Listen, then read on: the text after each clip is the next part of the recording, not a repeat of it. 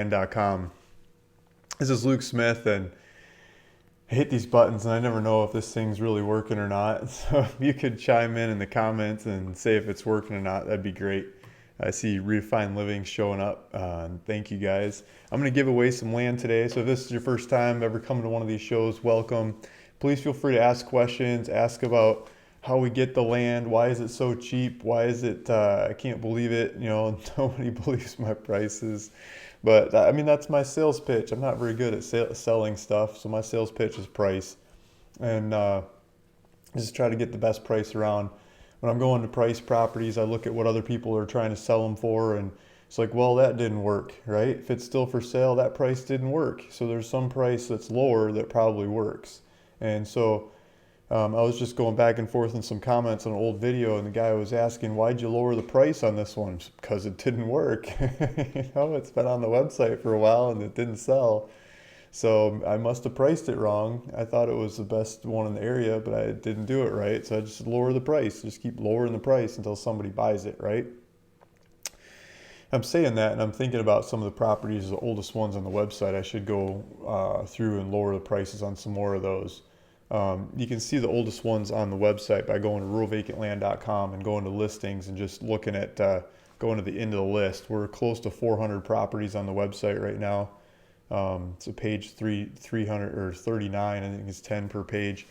I know off the top of my head what the two oldest ones are. One's at 80 acres in San Bernardino County, and the second oldest one's at 30 acres in San Bernardino County. I used to buy a lot of properties in San Bernardino County, and these are a couple of the ones that are left over. So some of the oldest ones on the website are San Bernardino County right now. So if you're willing to make an offer on those, I'm always hoping. Yeah, so let's jump into it. I'll just reiterate, I'm going to give some land away today. I'm going to try to keep this call a little bit shorter than we did last week, but feel free to ask questions about land, about properties. I think it would be really fun. It didn't work so well last week, but I'll try it again this week.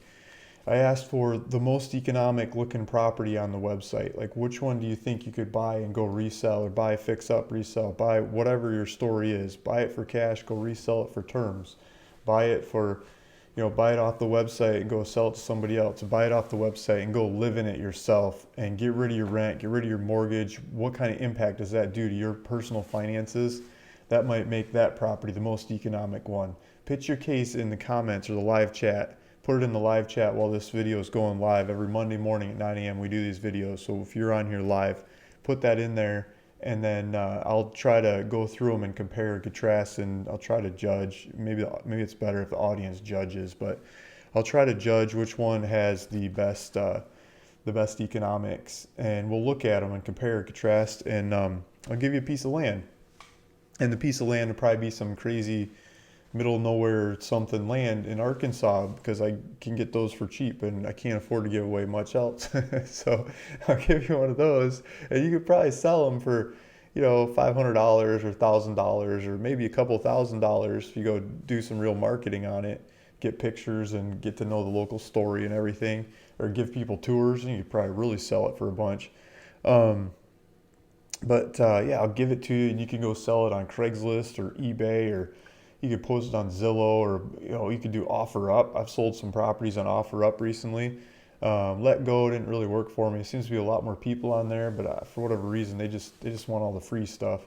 I could probably give land away on there, but yeah, I'm trying to sell some land. So you could try to sell that land I give you, and maybe that's the most economic one on the website. I don't know. It's infinite return, right? So if you want me to resell it for you, I'll ask for 50% of the profits, and I'll probably go make a video about it or get it on the website, and I'll help you through the paperwork and stuff, and go make it happen. I'll probably have you sign a deed over to me before I go resell it, so I can deliver to whoever I sell the property to. I know I've got it in hand, and I don't have to chase you down for a deed, so I'll probably ask you for that piece of paper first, and we can draw it up. My office can draw it up, and you just take it to the local bank, get it notarized, and then I'll do the recordings and stuff.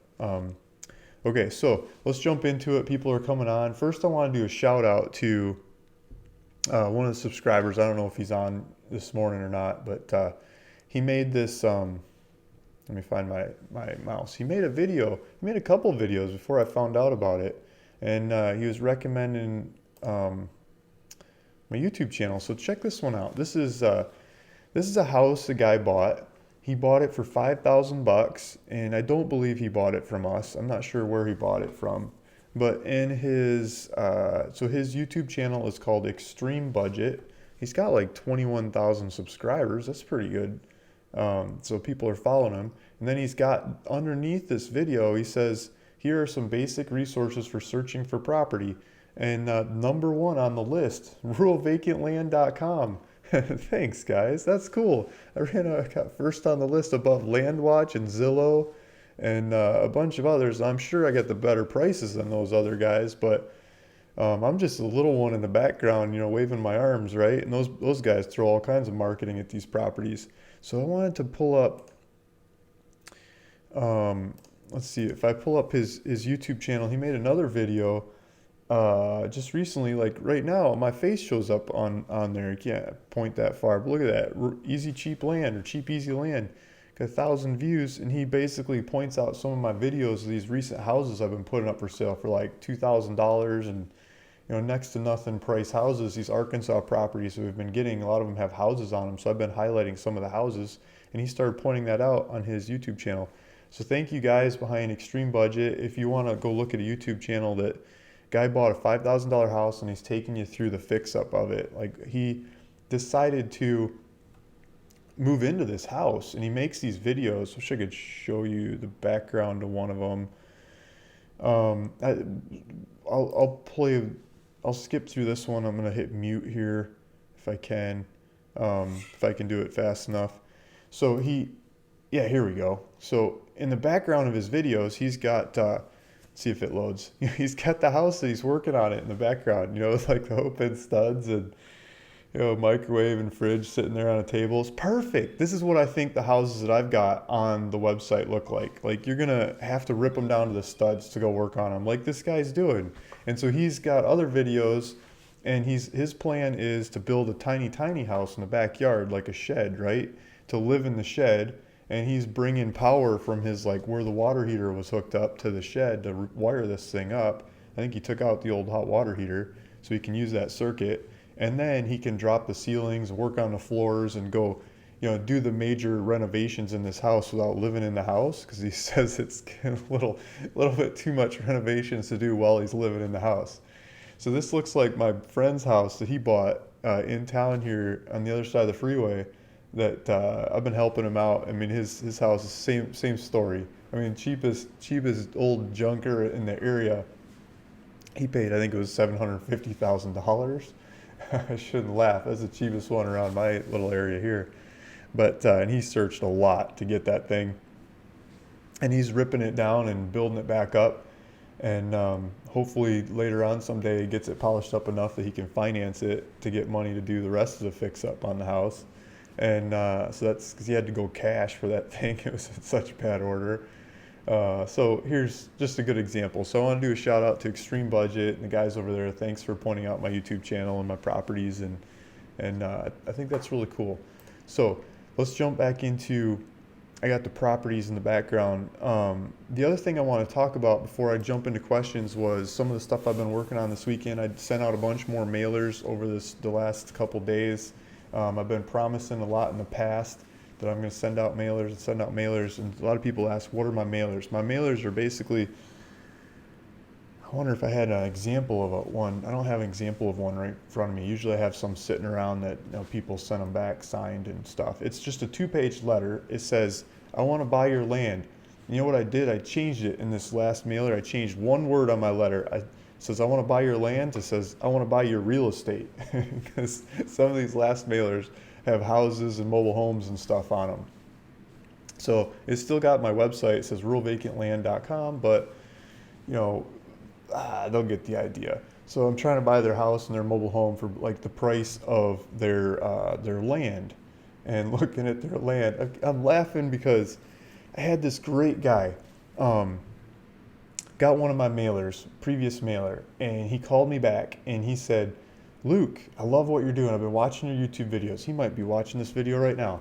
If you know who you are, you know who you are. And he said, you know, why are you going after the vacant land? Those are like the properties that have been picked over already. The properties you want to go after are the old mobile homes, you know, the ones that are built in 60s, 70s, 80s, and 90s, because they have really nice properties, but the mobile home has been rotting out for a bunch of time, and usually they're not taken care of. And if you can go through the data for vacant land and you can price vacant land, you can price the land for mobile homes, mobile home land with the mobile home on it, and we'll just bulldoze the mobile home, or we'll sell it to somebody or give it away, or maybe even keep it depending on the grade of the thing. But that property is not in the swamp, it's not on the side of a cliff, it's got a driveway, it's got power, it's got septic, or it's got sewer, it's got the utilities, and you know it's going to work. And the zoning is allowing it to work, and the county's allowing it to work because it's already built. And so replacing the old thing and with a new thing is a lot easier to do. So this guy says he does 2 or 3 of these a month, and he's in the area, and he'll go do the footwork on these properties for me in the area that this is in. And I looked at the data, and the data actually has, I looked at old data I had from old mailers, and it's got the zoning in there. And so I've figured out the zoning codes and the county use codes and things to target mobile homes in that area. And I did that on a previous live video, so we got that data. And I, sort of said, oops, I got the whole county. I don't know if you guys remember that video. I meant to download like 10 records. And they cost me 10 cents a record, so it's cost like 10 records for $1 and take a look at it, sure. But the whole county was like 7,000 or 8,000 records. And I hit the button when I was talking and not watching the numbers. And yeah, so we just mailed the whole county. We're gonna try to buy all the mobile homes in the county, and I priced them accordingly. And so I did that. And while I was working on that, I found some properties that had different zoning that was like, so I was going through the different zonings. So it had mobile homes, but it had weird zoning. And I was researching price, and I found this one particular property that was, had just sold. It was on the market for like 30 hours, so like a day, right? And it was 0.16 acres, like little tiny thing. And it sold for 160, I'm going to forget the number, $168,000, something like that, $168,000. And it sold the same day. And it had a studio on it, like a one room kind of building, like a fancy shed, and with utilities. But the zoning was special. That's why people bought it. That zoning allows for up to 18 units per acre. And this is not a full acre, so you don't get 18 units, but it also allows shopping on the bottom floor, like shopping or office kind of stuff, and then housing above. And so I think you get limited by how tall you can build in the area. You can't just build a skyscraper of multiple units, but so you get limited by that. But the zoning really allows high density in this area. And that particular area, I pulled the data on that particular area, and that particular area had numerous houses and mobiles and stuff. Most of them were built in the 20s. Like the neighborhood was built in the 20s. And so you can imagine what shape, some of those houses are probably beautiful. Some of them are probably old dumpy things. And I started pulling them up, looking at them street view. And some of them were, I wish I should have saved some of the pictures. Worse than, the mobile looked worse than Christmas Vacation, Uncle, whatever, that guy that lived in the desert next to the nuclear testing facility. Yeah, that guy's mobile home, they looked uglier than that, and half fallen over, and on this kind of property that's got zoning that allows you to build shopping. And there's a new ferry station down the street, and they're trying to invigorate the community and have walking and shops and stores and restaurants, and they're trying to turn it into what they call an urban village. And so I really like that, the economics of that, how fast they sell, and how old and underutilized those properties are. So I did a mailer on that as well. And I think going through specific zonings like that in areas I've already worked could be a lot of fun. And just going through, mailing them might be 100 offers here and 1,000 offers there, and some here and some there. So I want to do that going forward into this week and future. I want to do more of those mailers and buy up some of that land. Says, hey, I want to buy your land for so much cash I'll offer you, and go for it. And then I want to do some more waterfront properties. I have a passion for waterfront properties. I always like to live in waterfront properties, and I always grew up in waterfront properties, and it's just got a place in my heart to look at the water, and that's my meditation. That's my happy place. That's where the stress goes away. And there's something about just looking at water that is really powerful to me. And looking at it regularly and having it right in front of you allows you to do that. So I want to buy, and I know other people love waterfront properties too. So I want to target more waterfront properties and get more waterfront properties on the website. So with all that said, that's my what we're throw it out there. Let's look at some comments and bring it back to you guys. 9 a.m. California morning, redefined living. Hi Luke, sounds all good. Working good morning, Luke. Good morning, all. You got any in Oklahoma? So let's find Oklahoma. Let's run this ad. Let's see here. I'll pull up the map. I don't have the map pulled up. Let's pull up Oklahoma. So I've got two different ways to pull up Oklahoma on ruralvacantland.com. Right over my head here, this is a advanced search. So if you're pretty much anywhere on the website, you can see this advanced search. If you're on your phone, it's down at the bottom of the page. If you're on a computer, it's over on the right-hand side. And I'm going to drop down to Oklahoma. And so we've got the property on this website sorted. Maybe not the most logical way in retrospect, but it's how it made sense to me, because when I go to buy these properties, I'm thinking about them by state and county, not so much by city and their use and all that kind of stuff, because that's how we get the properties. We get the data from the county. And so the county rules and regulations and the data sets are county-wide. And so that's a lot more of what I'm doing, is looking county-wide. And I don't know what happened here. I just lost it. Let's start over.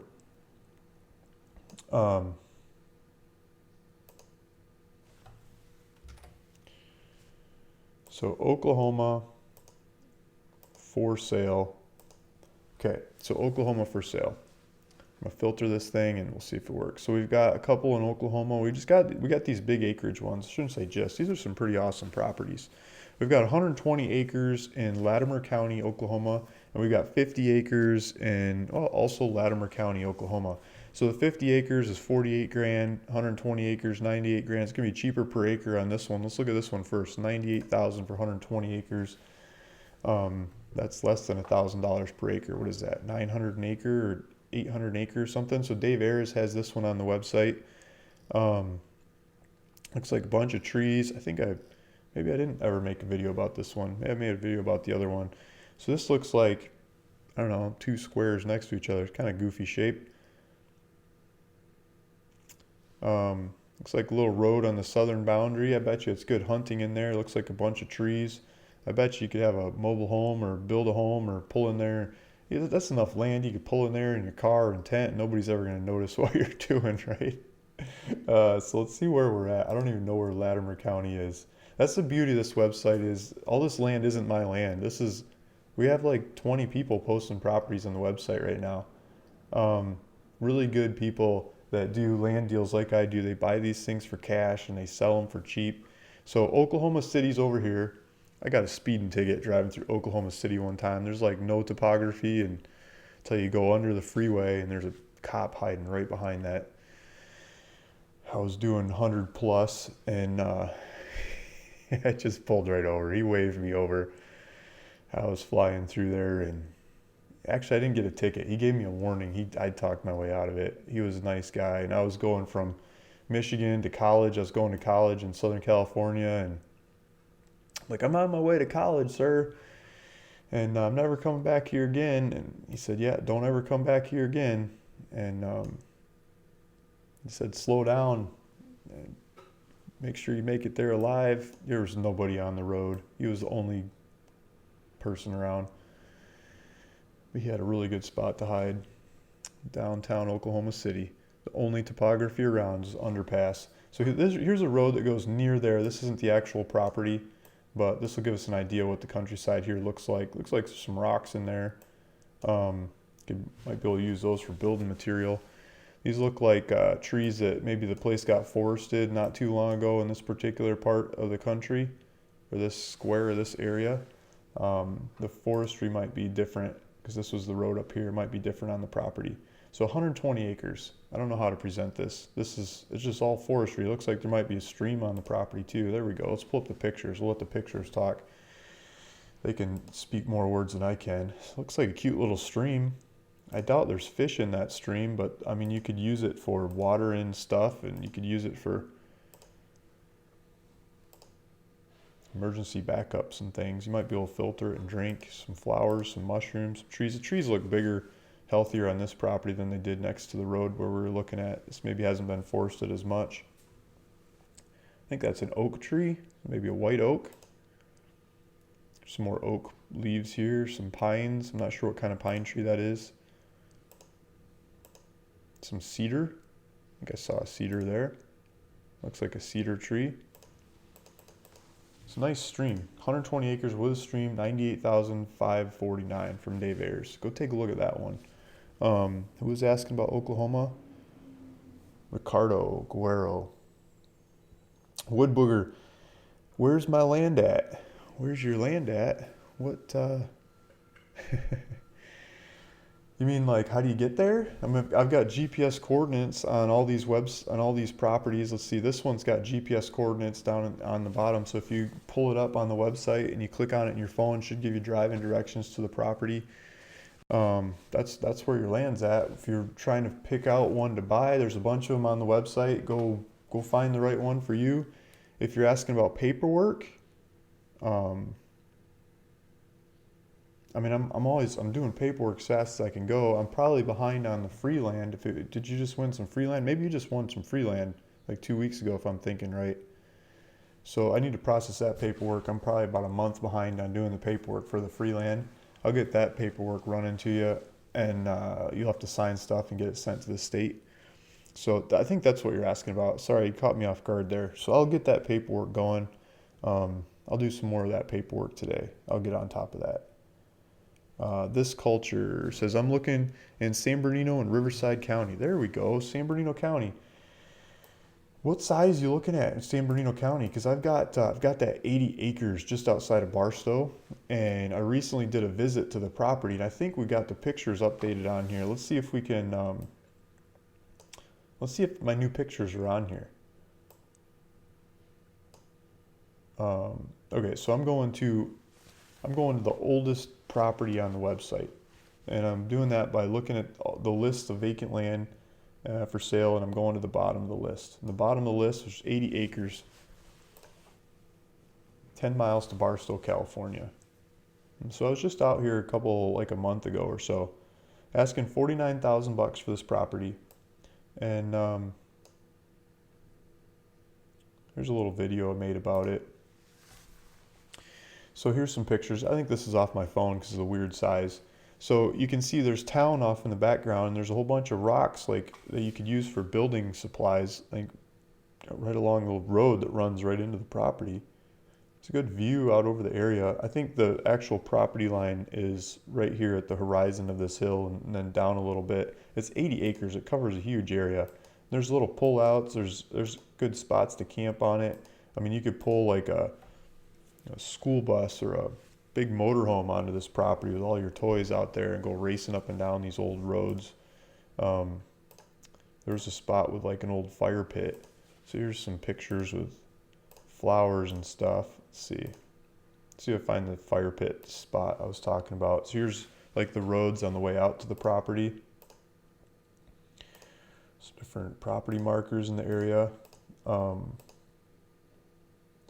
Some of these barrel cactuses, I saw these things at Home Depot. They're asking $500 for those cactuses. I was like, geez, I gotta go dig some of those up on the land and go, $500 cactus, and it's just sitting there. I mean, you got to get Home Depot prices out of it, but some flowers. There's a bunch of pictures, and some of these aren't loading well. So go take a look at this one. This is San Bernardino County, 80 acres. I should make a new video with the new pictures, and now that I've been to the property, I could probably describe it a little bit better. So we've got that one. We've also got a 30 acre. So if I go back a little bit, let's go back to there's a 30 acre in San Bernardino County. I'm asking $5,999 for this 30 acre one, and I think I had a 20 acre. I think that one just sold. Trying to think of other San Bernardino County ones. Without pulling up the San Bernardino County list, I can't think of any other ones. But this is the one. This is another one that we've got. San Bernardino County at 5,999. These pictures are all of the area. Those aren't the actual property. The actual property is it's got a railroad track that's not too far from there, and it's got some access going across the track, going through a wash to the property. So it's behind a wash, and then there's a bunch of BLM land behind it, and then there's tire tracks and stuff going through this wash. Looking at satellite pictures, if we zoom out a little bit, I'll show you what part of the county this is in. Let's pull up a map. So this is the Colorado River here. This is Lake Havasu, so it's just north of Lake Havasu. It's near Needles. You can get gas in Needles. You can go to Lake Havasu to get like Home Depot supplies and Walmart and all that kind of stuff. And go boating, go have fun in the river and enjoy yourself there. And then come back to the California side, and on the California side, you could take advantage of all kinds of social benefits you can get out of California you can't get in Arizona. But you want to go do your shopping on the Arizona side because the tax is a lot cheaper, gasoline especially. So here we go. This is here's the property. Here's the little access route over here to get to the property. This is Highway 95. This is Highway 40. So if you go to the 40 and go north on the 95 and then start turning right off these little dirt roads, you can get over to the property. Could probably drop a little, show you one of the roads. Maybe I missed it.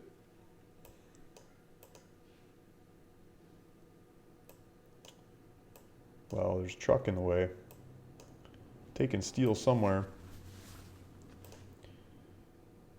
Yeah, so this is the kind of turn off. So here's a turn off road here. So you could turn off here. Let me blow this up a little bit. So it's, go off one of these roads and out and over, and on yonder over there is the property, 30 acres at the foothills of these, the foot of these mountains here. And you got all this mountain is BLM land, and in front of it, it's like some railroad property, Topeka and Kansas Railroad, I think it is. So there's that one. So let's keep going. Jessica Rice says, morning. Mr. Woolley says, Luke Smith, good morning, all the way from Nigeria. Got the Nigeria in the audience. That's pretty cool. Thanks, Mr. Woolley. Terry Anderson, Leeville, Arkansas. Is he looking for land in Leeville, Arkansas? Well, let's figure out where Leeville, Arkansas is. I don't know that particular town, but if I figure out where it is and see what kind of land we have near there, that might help. First, I got to figure out how to get out of this thing. Okay, so let's find Leeville, Arkansas. Probably spelled it wrong.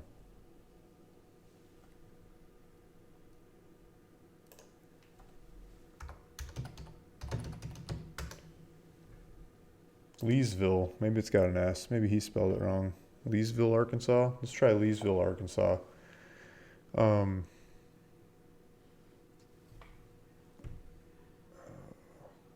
Is this a road? Leesville, Arkansas. Okay. They got a post office and CVS.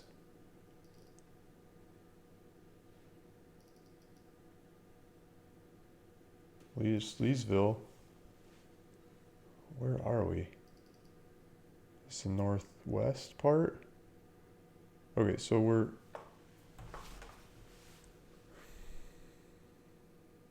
This is... Wow, how am I so lost? Is my map upside down or something? I'm usually pretty good at finding stuff on the map. Alexandria?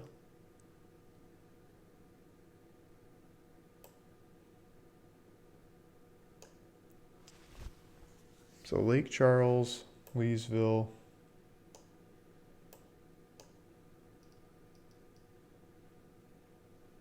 This isn't in Arkansas. This is Leesville, Louisiana. That's why I can't figure out what part of Arkansas it is. Leeville, Leeville, Arkansas. So I think I'm in the wrong place.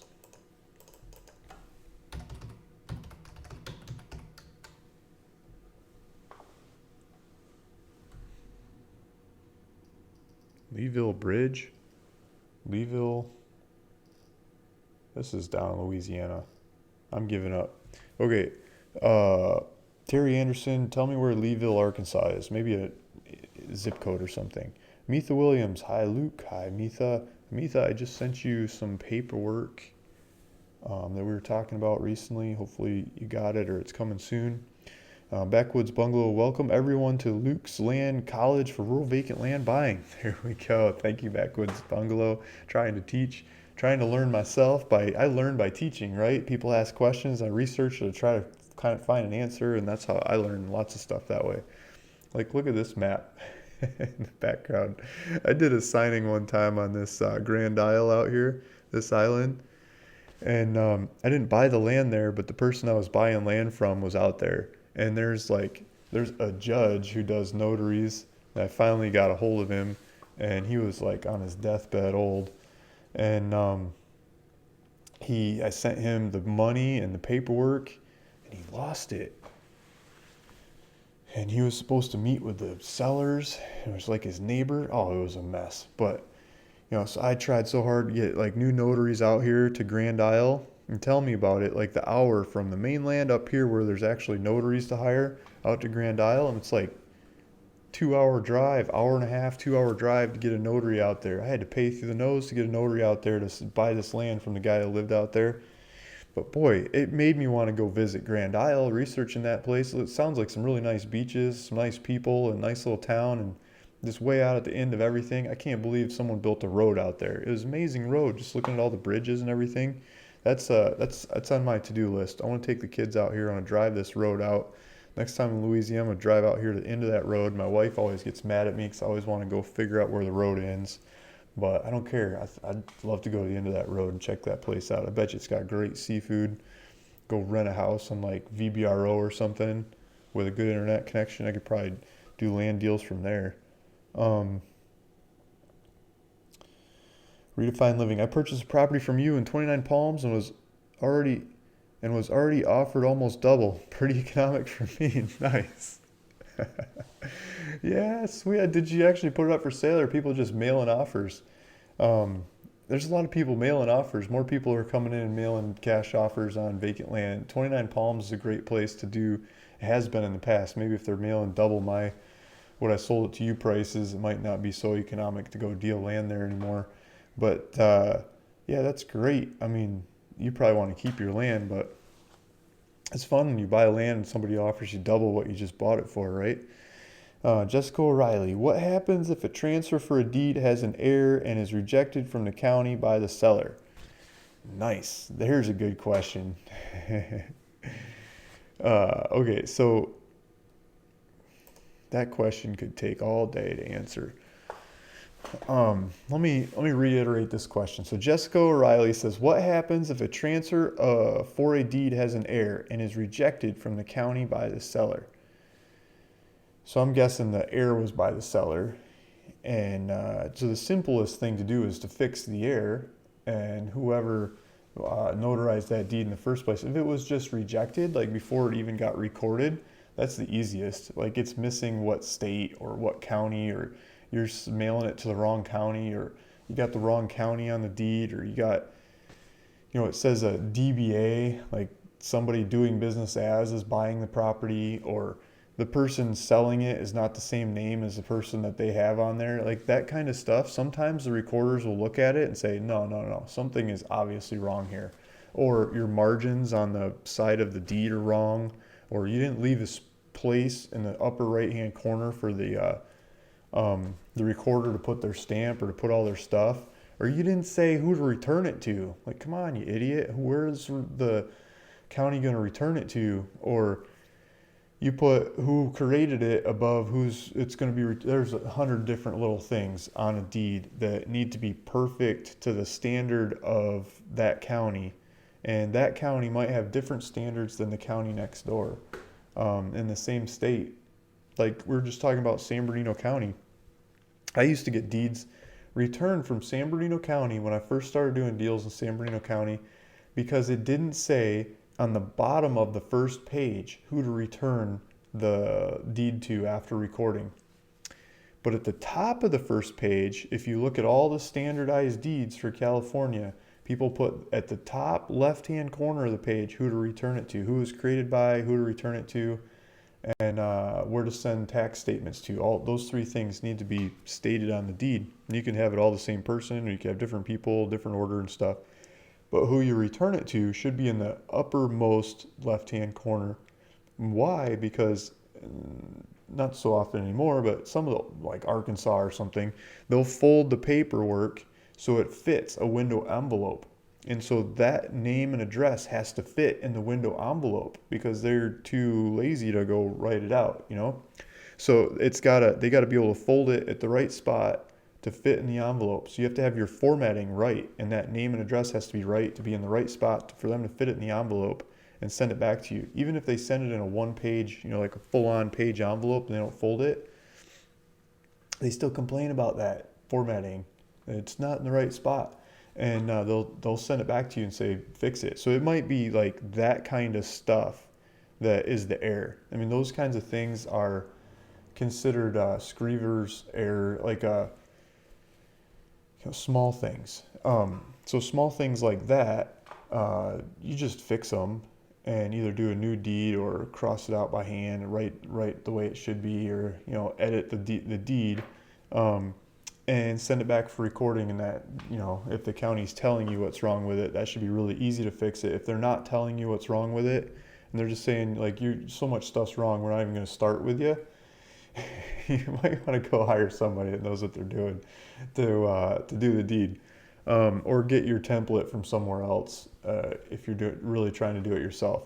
So maybe that solves it. Now, if it's something like it goes through the recorder and they record it, and then the county assessor looks at it and they're trying to change their books of who owns it to who owns it now, and they're trying to update the pricing, and they're looking at the legal description of the property, making sure it's the right legal description, and the titles are right, like where it says trust, like the person that signs for the trust is a trustee, or if they're signing for an LLC, they're a member or a managing member or a something, or if they're signing for a company, they're like the CEO, or if they're signing for a church, like the treasurer, or whatever it might be, like they've got to have that title, like that kind of stuff.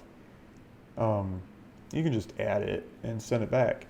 But if it's a bad legal description, like I had one recently where like north, it said north when it should have said west in one spot. And it's a typo. Like it's a typo. Sorry, there's a typo in there. So it was a bad legal description, and the county assessor pointed out and said, this isn't a valid transfer because this legal doesn't match our records. And I go look at the old records and the new record, like word for word, go through the legal description by a detail, crossing off each word with a pen, going back and forth, back and forth. Oh, east and west, inside this northeast, northwest, southeast description, one of those words was wrong. Okay, I can take the old one, in lots of counties, not all counties, but lots of counties, you just do like a swirly through it, and then initial it. If I'm the one notarizing the deed, initial it and write west when it should have been east, and send it back. Or other times what you want to do is you want to change the title of that deed, or put a cover letter on that deed that is a cover letter that's got room for the recording at the upper right hand corner, because it's going to get recorded again, and who prepared it, who's going to return it on the upper left hand corner, and it got to have a title. So the title would be corrective deed, and then you'd say something like to correct legal descriptions and you're going to want to put the document number and the date, whatever you can describe that deed, especially like the recording numbers, depending on what county we're talking about, and put the new legal description in there. And or you could say to correct the legal description and just send back the old one with your handwritten corrections to it. There's numerous ways to do it. There's not a standardized, this is how it has to be done, because there just isn't. There's a whole bunch of different opinions on how this can be done by different people, And ultimately it goes to a judge and lawyers in court to decide if how you're changing this or fixing this is legal and proper and correct based on layers and layers and layers and layers of law and case history over time. So, and that stuff changes too. So you could look at old ways people fix things and new cases and examples have come along the way that might have changed that opinion.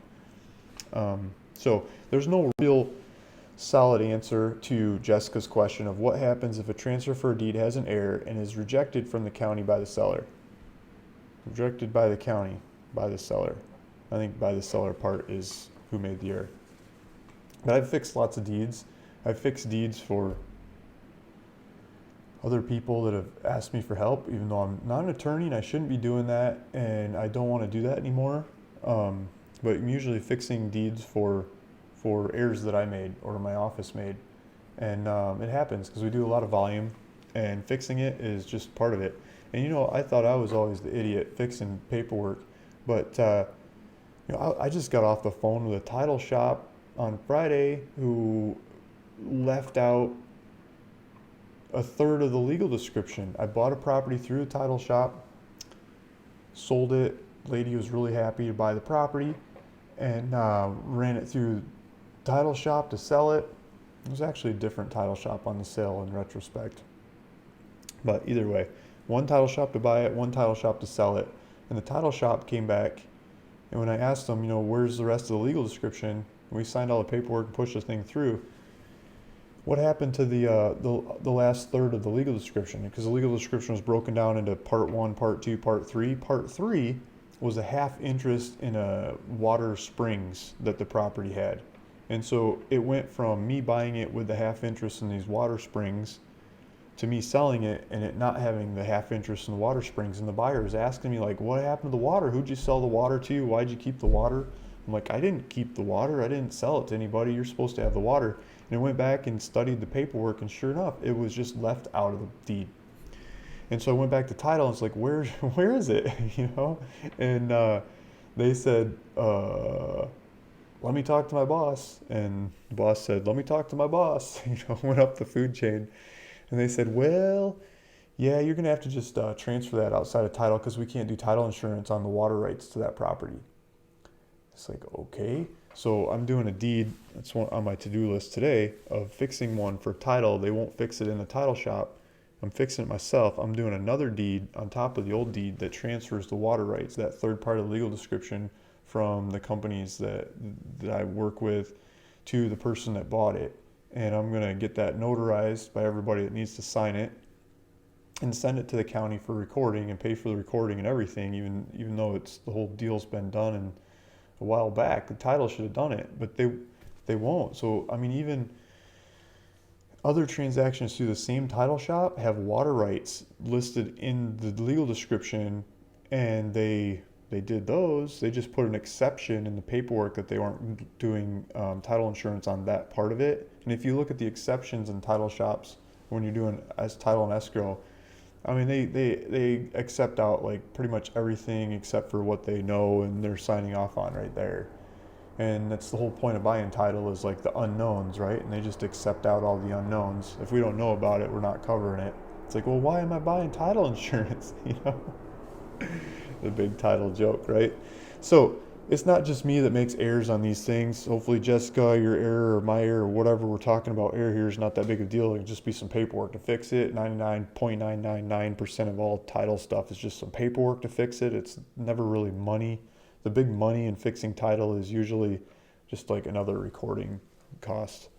So hopefully that helps. Jesse Anderson, looking for Nevada property to live off the grid on. Well, that should be easy, Jesse. Nevada is like really open to that, and if we just go pull up ruralvacantland.com, and I got the map search here. I got the map search opened up. I always like to show this off because it's one of my favorite parts of the website. So let's go in here and let's do the map, and let's just make it nice and big. I'm gonna blow this sucker up. My bills on this map are a little bit higher every month. The more you guys use this map, the more I have to pay to Google. But it's I love this map so much, I keep paying them, so it's okay. My apologies. I don't. I said I said the G word and my phone thought I was talking to it, which is kind of scary too. My phone's listening to everything I'm saying.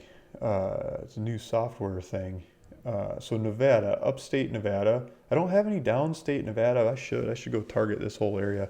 The hard part about targeting this area is Nevada is in a valley and then you got mountains around it and it's all like government land out in multiple different ways until you get a ways out from Las Vegas.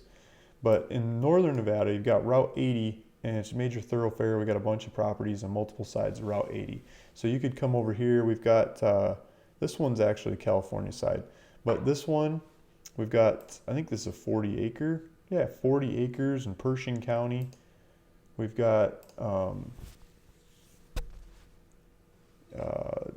like a lot in town, north of Winnemucca, 40 acres northwest of Winnemucca. And an old my old career, we financed a geothermal project up in this area. So $9,000 for 40 acres. I mean, there you go. You can go homestead on that thing. Looks like some sand on there. You might have to let some air out of your tires to drive on that property. But I mean, $9,000 for 40 acres. Go take a look at that thing. See what else we have. Blue Mountains. I thought that was pretty neat geothermal project up there. I think it ended up getting owned by Ormat. I think Ormat ended up buying them out. I think they're still operating it.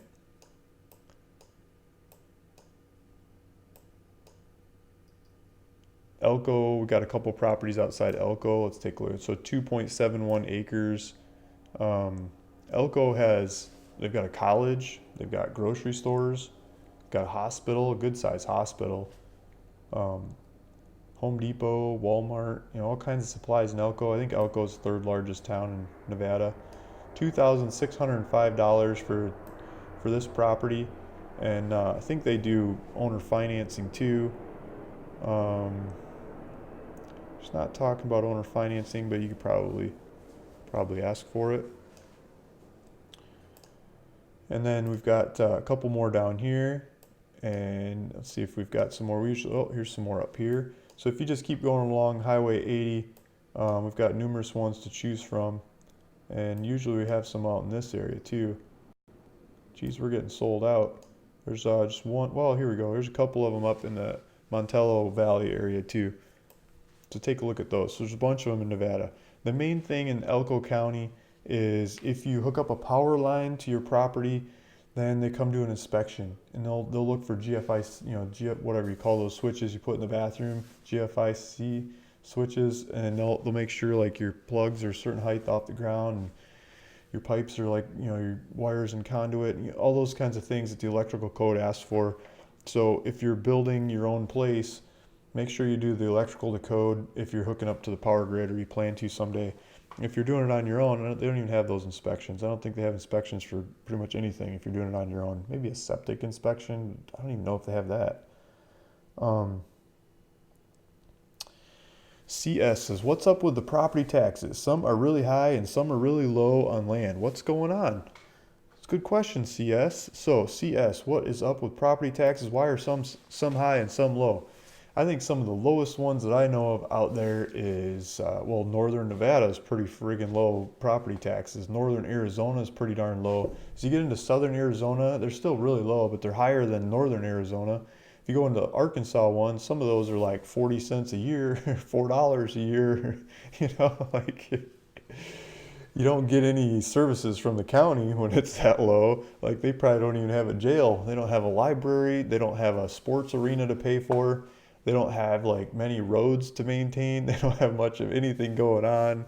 If you call the county judge, it probably goes to like, maybe he has his wife answer some calls. He can't even afford a secretary. Like you get the judge on the phone, those kinds of counties are lean, mean fighting machines, and they don't charge taxes. Like they don't have the economics to charge the taxes. They don't have all the government offices to finance and pay for.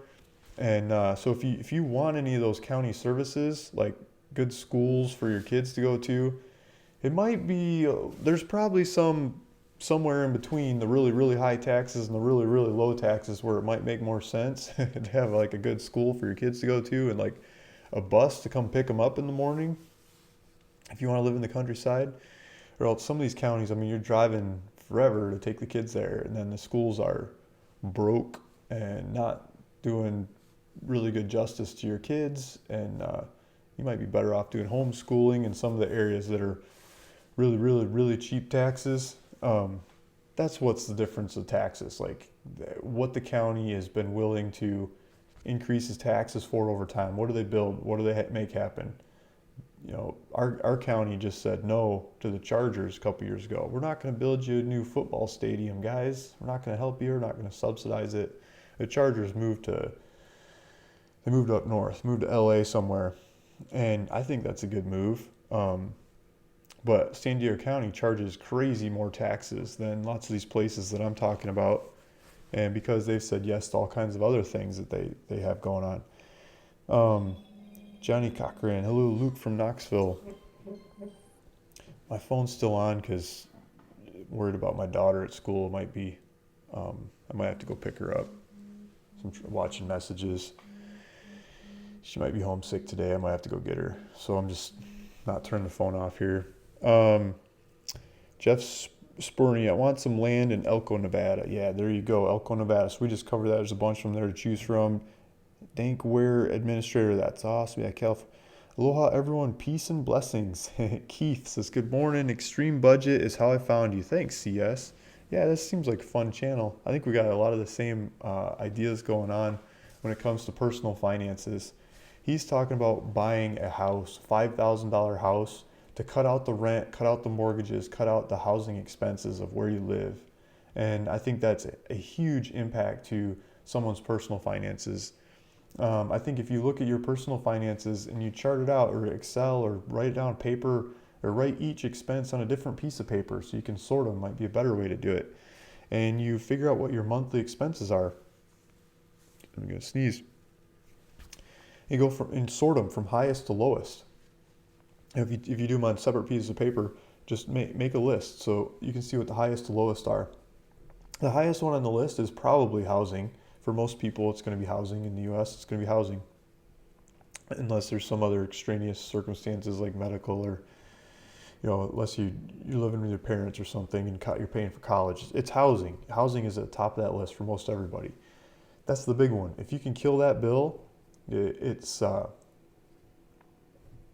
puts a huge dent into the rest of your finances. It makes it a lot easier to reroute that money towards other bills, to kill in other bills, to building infrastructure, building streams of cash flow, doing something to your finances to beat up, cut in half, cut out, get rid of the other expenses, and have more room in the money that's coming in to put towards investments. I think the investment side of that scenario is very important for your finances as well. If you're just scraping the bottom of the barrel and you're trying to make it from month to month, bill to bill, like I just heard some statistics, like 60-something% of America is living bill to bill and just hand to mouth kind of living, right? Like no room for error, which is really scary.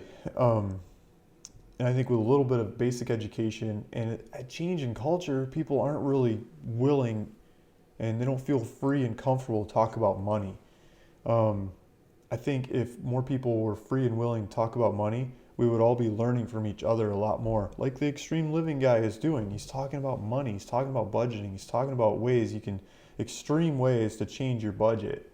And so for me, land is a tool, or these houses are a tool to help accomplish that same thing. If you go study someone like Rich Dad, Poor Dad, Kiyosaki guy, I forget his first name, or another one I think does the marketing that speaks to me even a little bit better is, we'll pull up his website. They both say the same thing and the same idea, but it's Mr. Money Mustache. I haven't checked in here in a while.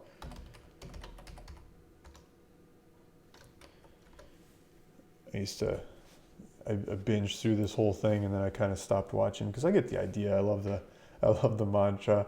But so this guy, he comes up with a lot of the same economics. How do you cut the cost? And one of the things that he loves to point out is using a bicycle over your car.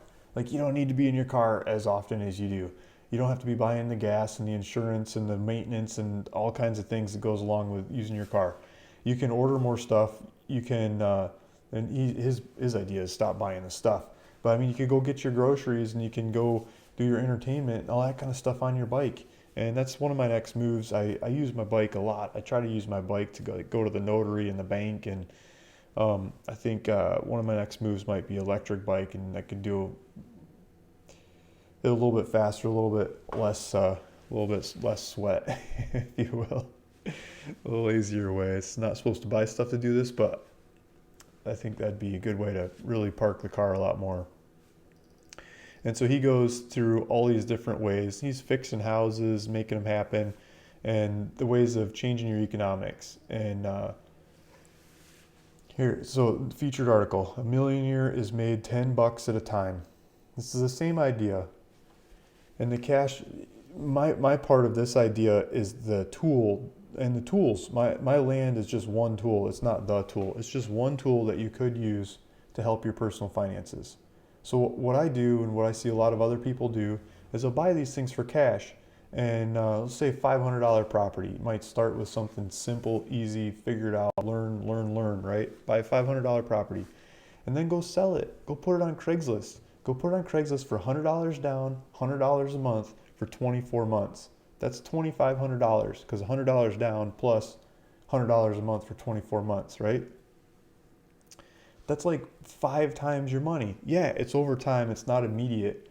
But that $100 a month, you do that, you can use that $100 a month. 5 months from now, you could buy another $500 property with the cash flow out of that thing. And then you sell it again, and it only takes you 2.5 months, let's say 3 months, to buy the third property.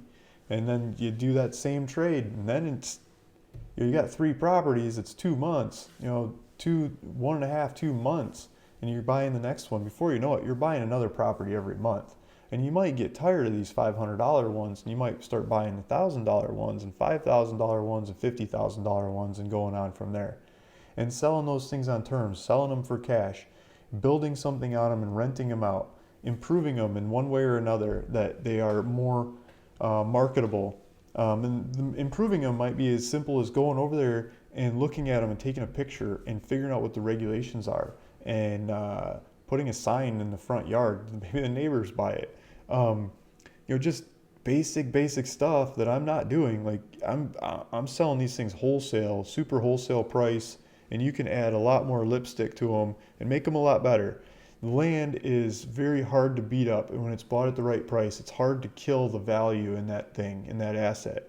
But it's easy to add lots of ways to make it go for more money and improve the value of it and make it better. So creativity is your limit on what you can do to that land, and some regulations sometimes.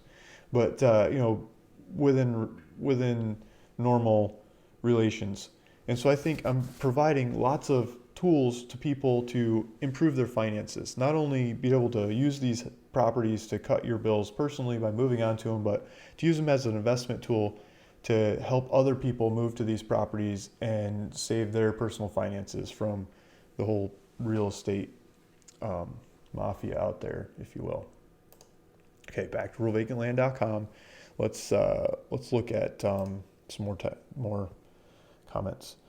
Okay, Zillow is not good for vacant land. No, Zillow is not good for vacant land.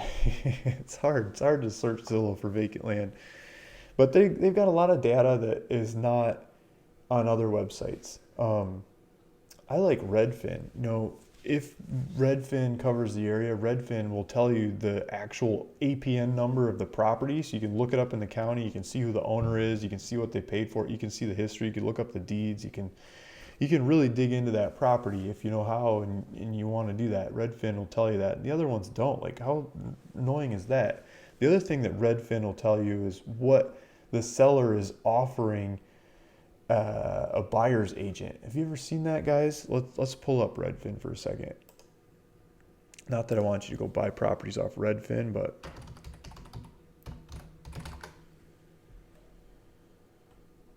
did I miss it? Come on, Redfin. Might be running too much stuff on the computers. So let's do, it's on Kitsap County, because let's put it on here. It says Kitsap County because that's the last one I was just looking up. But let's do San Diego. Why is it going so slow? Let me just explain, because this thing's going stupid slow. So basically, pull up a listing. Let's pretend this is a listing. And down at the bottom of that listing, and all the data that's in there, it says what they're offering the seller's agent.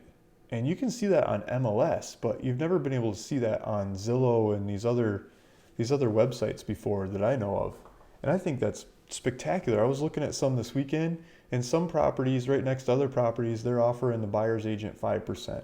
Some are offering 3%. Some are offering 2%. And some, if they're like mine, they probably didn't offer anything. So let's look at this. This is a Redfin 8 or whatever. These are all Redfin properties. They're trying to, let's just try one of these. This is a house, but, or a condo or something. Try to show you where. So if we go down to the bottom of this, Redfin's trying to pride themselves on data, which I think is great. I should take some pointers from Redfin and get more data on my website about these properties. It's slugging away. Where's their data set? Okay, down here, property details for this particular property. Look at this, down here at the bottom, right over here. If my hand went out that far, it says buyer's agent commission, 2.5%. So if you're buying for yourself, let's say you wanted to buy this house, you already know that the seller is willing to take 2.5% less than the asking price. You could just say, I don't have my own buyer's agent. I don't want to pay them. You can just offer 2.5% right off the bat. Some of these offer 5% just to the buyer's agent. But this one here has, let's see, where's the APN number? As soon as I say this, it's not going to be on here. They've got the phone number to the HOA. That's pretty nice. Yeah, as soon as I say that, I don't see the actual number, APN number of the property. Maybe it's specific markets, they have the APN to the property.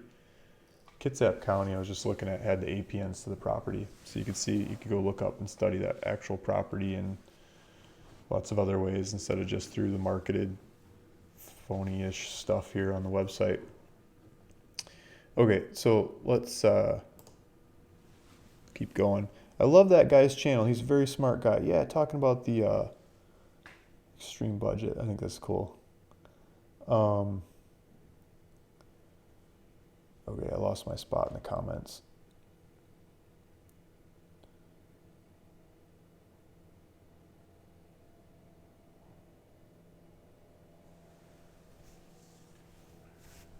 Go.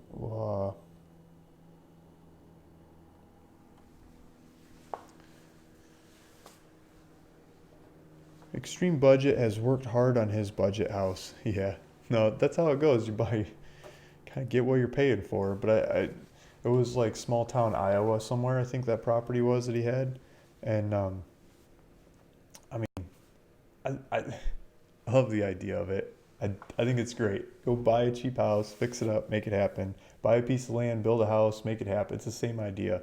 You're just not putting up as much money in the front. Arthur Leslie says, greetings, Backwoods. Yeah, okay. Redefined living. Land watch is okay if the information is put in correctly. Yeah, land watch can be good. I got in an argument with them over how much they charged me in fees, and they sent the fees something crazy, and I didn't think it was worth it to keep posting properties on their website. And I kind of wish my properties were still posted on their website, but I don't like to pay as much as they're asking, so I'm just not going to post properties on their website. I would rather pay for more social media, spread these properties around more, or do more social media myself, and instead of putting properties on there and pricing in the cost of advertising on there. I don't want to be relying on them as a crutch to sell properties either. I think it's a lot more organic and real to go do it myself. Smooth Operator, do you go buy house in Columbus, Georgia, and Phoenix City, Alabama?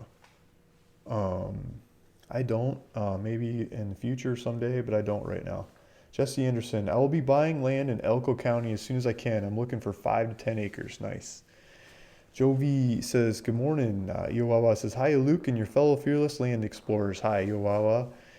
Dave Tassi said, good morning, all. Good morning, Dave. TK says, hey, Luke, and had a death in the family. Sorry for not calling you. Okay, TK, I got to get back to you, too. Let me add that to the list.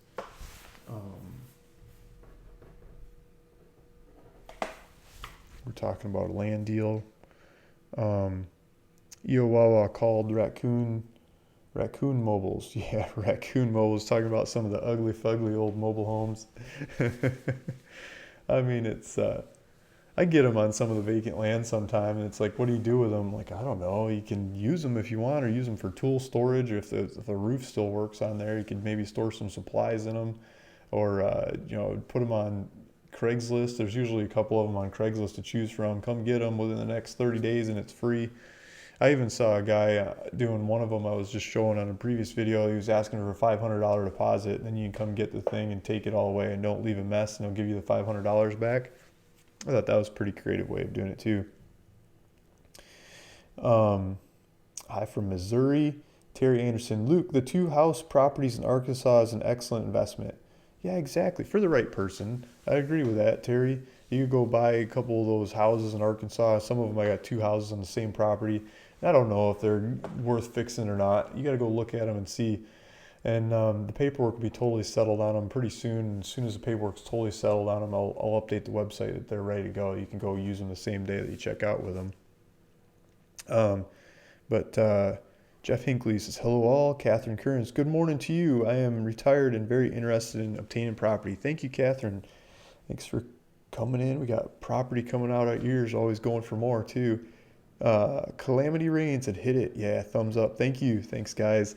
Howdy Shell would love to do what Extreme Budget's doing. I've watched his channel before. Good job. We get some spillover. Thank you, Mr. Howdy Shell. Adivishnu says beeps. Darkware Administrator. I am looking for mobile home land in Lewiston, Reading, Humboldt area. Thanks, Luke, for showing us the routes. Let's take a look. I know I have one that fits that bill. Let's kill some of these. Might be time to get a new computer so I can open more stuff and run these videos.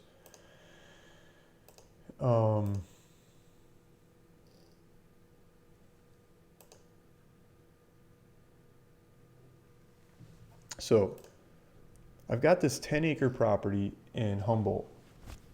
And I had this lady trying to buy it on terms, and I'm really looking for cash. But I mean, she was up there studying all the regulations and everything, and you could put a mobile home on there. She said it was flat enough to put the mobile home on there. She was going to drag one up there. She had one ready to go.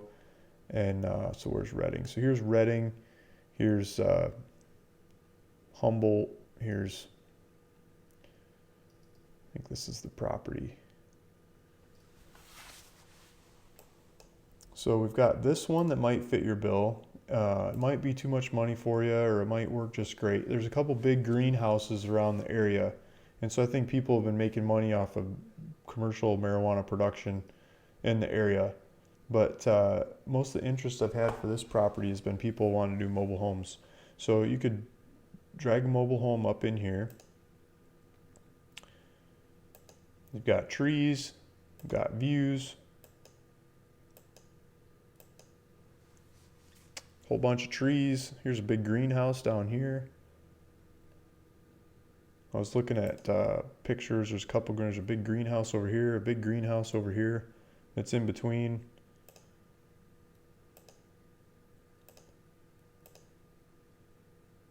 But the one particular shopper that eventually walked away when I wouldn't do the owner financing that she wanted to do. I mean, she wanted to do like, I think it was $10,000 down and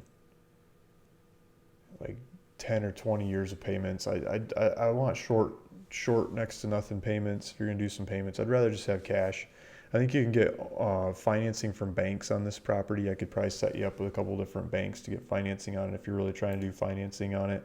But here's, I don't want to have the property in my name and you're growing crazy amounts of marijuana and you don't have the license to do it or something. Like, it's not okay. It should be in your own name. So I'd like go get your own financing on it. But this is, there's rivers, mountains, trees. You can see these couple different megaplexes, numerous megaplexes of greenhouses up here. This looks like a beautiful area. So that's like Humboldt Classic, 10 acres in Humboldt, 10.64 acres. You could put a mobile on that thing. We also have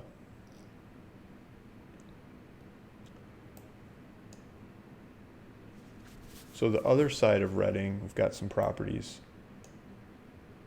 Let me think about which ones these are.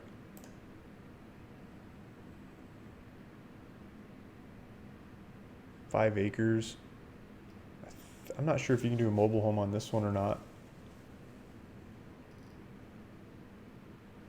I wouldn't be surprised if the county lets you do a mobile home on this one. Offered owner financing, $437 a month for 48 months. 5 acres in Shasta County. That might work. Just the other side of Reading. And then Round Mountain. Here's another 5-acre one up there. You might be able to get that to work. Here's a 10-acre one. Another Shasta County one. You might be able to get that one to put a mobile on. I'm pretty sure you can do a mobile in this neighborhood. This is Ponderosa Private Neighborhood. This is, like I have guys going here with their RVs and just go for it. Nobody seems to care. $8,000 for 1 acre, and it's got a road, and you got to figure out the utilities. But it's got a road, and you can drive in there. You can drag mobile in there and go for it. Got drone footage around the area. This particular one has a driveway. It's got a driveway. It goes in on a Y. I mean, you might not even have to cut any trees. You might have to cut some branches off to fit your mobile in there, but I mean, you could probably just park it right in there. Start going for it. A lot of people grow marijuana in this area too. But it's not as like crazy big production as the Humboldt one. Like the Humboldt one, I mean, you could change your grandkids' finances if you build one of those operations. So that's the area that you're asking about.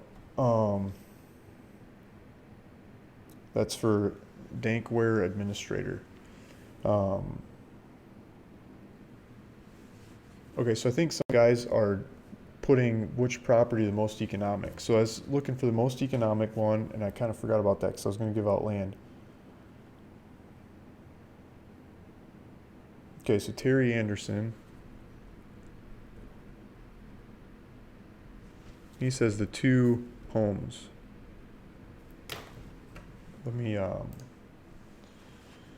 so Terry Anderson, do you remember what county that was? Was that Mississippi County, those 2 homes? Because I think I had a couple properties with 2 homes on it for pretty cheap. It's like I think did one of them for like $5,000 or something. Let's see if I can pull that up. So let's see if we can get the Arkansas properties up and see if I can figure out which one that was. I think it was Mississippi County. Let me pull up Mississippi County.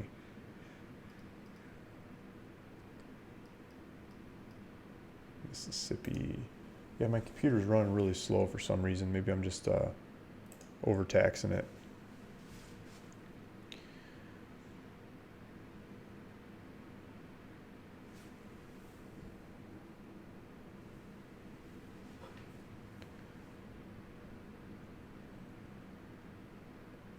Maybe this one. $19.99 for 2 houses.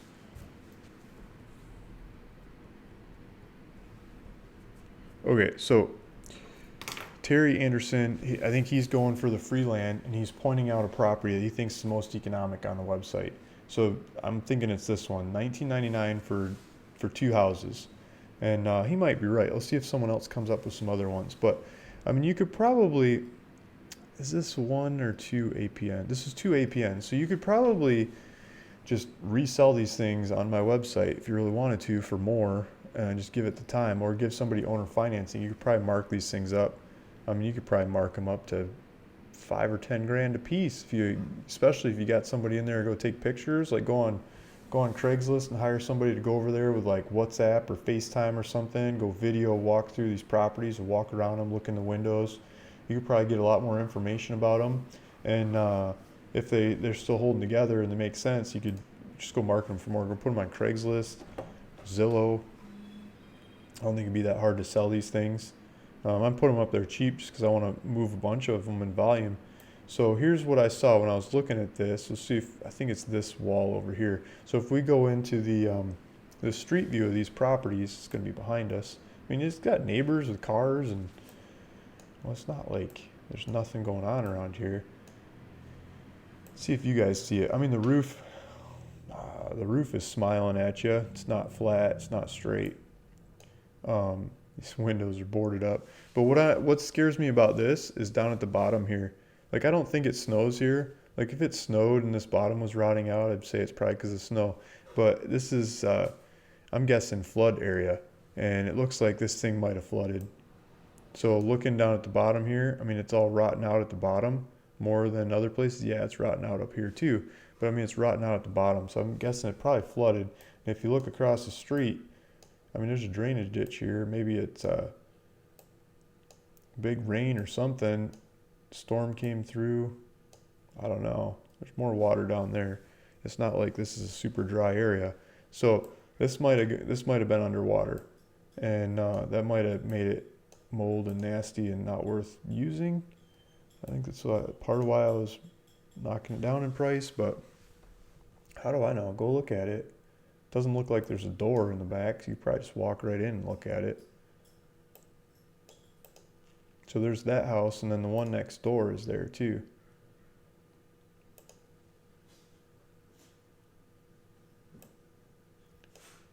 Let's see.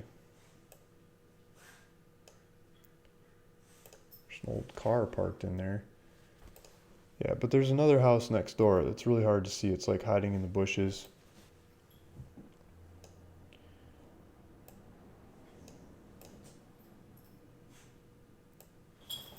And there's utilities, there's a power pole right here. But this is another house. So this is the house next door. So it's got a different address, different APN number and everything. Really looks like you could cut some trees back so you could see it. But you get back in there and there's another house. Looks like a junky driveway that nobody's used in forever. 2 houses, $19.99. That's on ruralvacantland.com. These are really junky houses. You're gonna have to like take it with a grain of salt and like extreme value kind of thing. Get two. He says $5,000 for a house. His $5,000 for a house might be a better deal than 2 of these houses for $19.99. It might be. I don't know. You have to go in there and take a look. If the one next door flooded, this one here probably flooded too. This whole area probably flooded. There's a water box right there. You can see it. It's like the water hookup. I think it's got city water. Okay, so that's Terry Anderson's bid for the most economic shot on the website.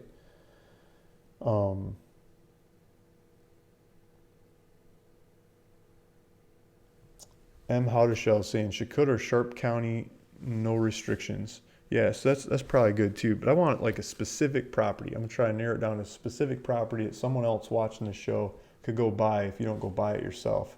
Like they could learn from our conversation, they could go buy it. So I want a specific property.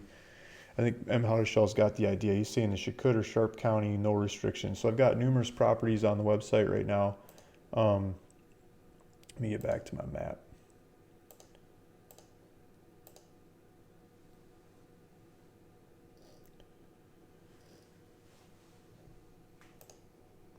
Maybe it's this map. This map is getting to be a behemoth of information that slows down pretty much everything when I open it.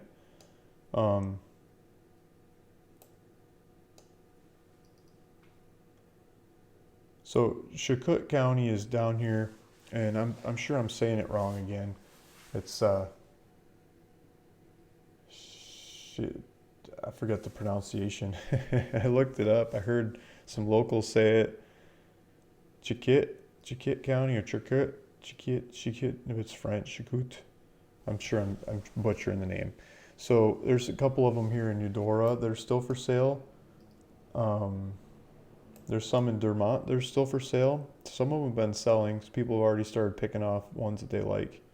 And so there's that area. I think the economics are better down in Chakotay because of you get the utilities and you get infrastructure there to go off of. If you go up to the Sharp County ones, they're vacant lots in the woods.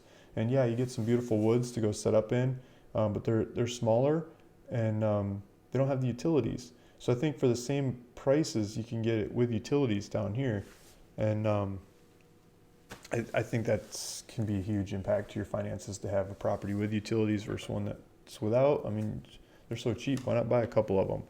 Okay, so next up, a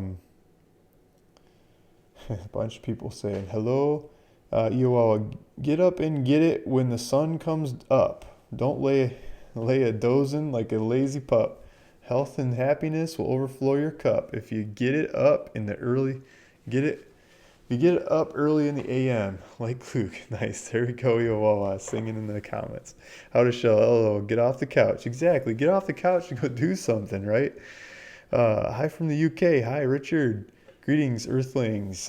It's Louisiana. There we go. Yeah, that's what was wrong. I was looking for Leesville, whatever, in Arkansas, and I got Louisiana. So Louisiana, we don't have much of anything in Louisiana. We've got this one just south of Shreveport, 0.64 acres in DeSoto Parish, Louisiana. Let's see how much that one is. So if you're looking for Louisiana stuff, I'm not sure you're looking for Louisiana stuff, but if you are, this is the only one we have in Louisiana. It's Erica Benson. Erica's got it on the board. They keep coming up with these great deals in all kinds of different places. $6,642, 0.64 acres in Louisiana. Let's see what else we've got here.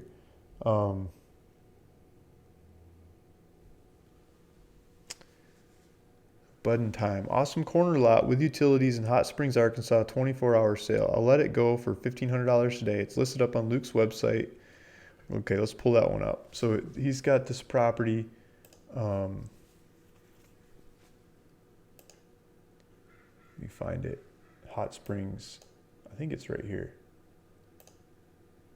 So he's offering $1,500 today, 1-day sale.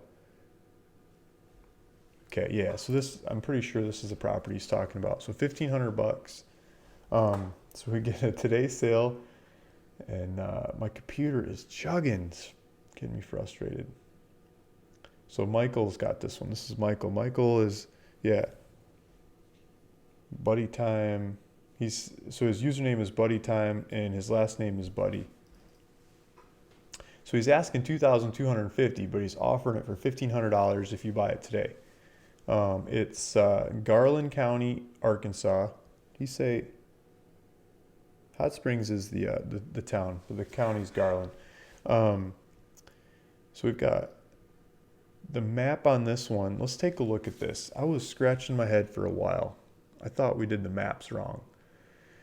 Because if you look at it, there's a building here. I'm like, where is the building in the pictures? But if you look at the roads, this is South Avenue to the north. It doesn't make sense, but South Avenue is north of the property, okay? 4th Avenue comes down on the east of the property. So if we do the little street view guy, there's our South Avenue, which is at the north of the property. So north of the property, and then we've got 4th Avenue. This should be 4th Avenue. We're standing on 4th Avenue. It says 4th Avenue. So this is our corner over here, if I got this right. Not over here. Well, here's 4th Street. Now I'm getting lost.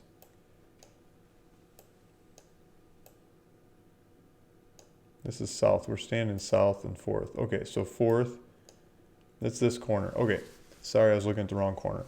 So we're standing on 4th. South is north of the lot. It's got a stormwater. It's got utilities, telecommunications. It's got a sidewalk. It's got an electric pole, and that building is gone.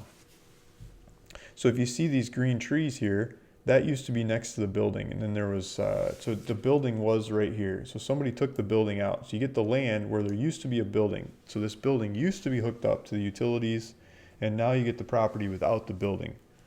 But if you look back at satellite view, which is older than the street view, the building is still there. And that's what was throwing me off. I was scratching my head like, what the heck? See these green trees here? So they left the trees. They took out this garage port thing, and then this building, the whole building is just gone. So let's go back to street view. Yeah, okay. So they left those trees. Those green trees are still there. There's still a little bit of a pallet or something. Maybe someone dumped that later. But they bulldozed it out and took it out, and it's gone. So the city probably cleaned it up and made it disappear. I'm guessing some of these towns are doing that. It looks like they might have done it across the street here too, because it looks like there was a driveways going in there.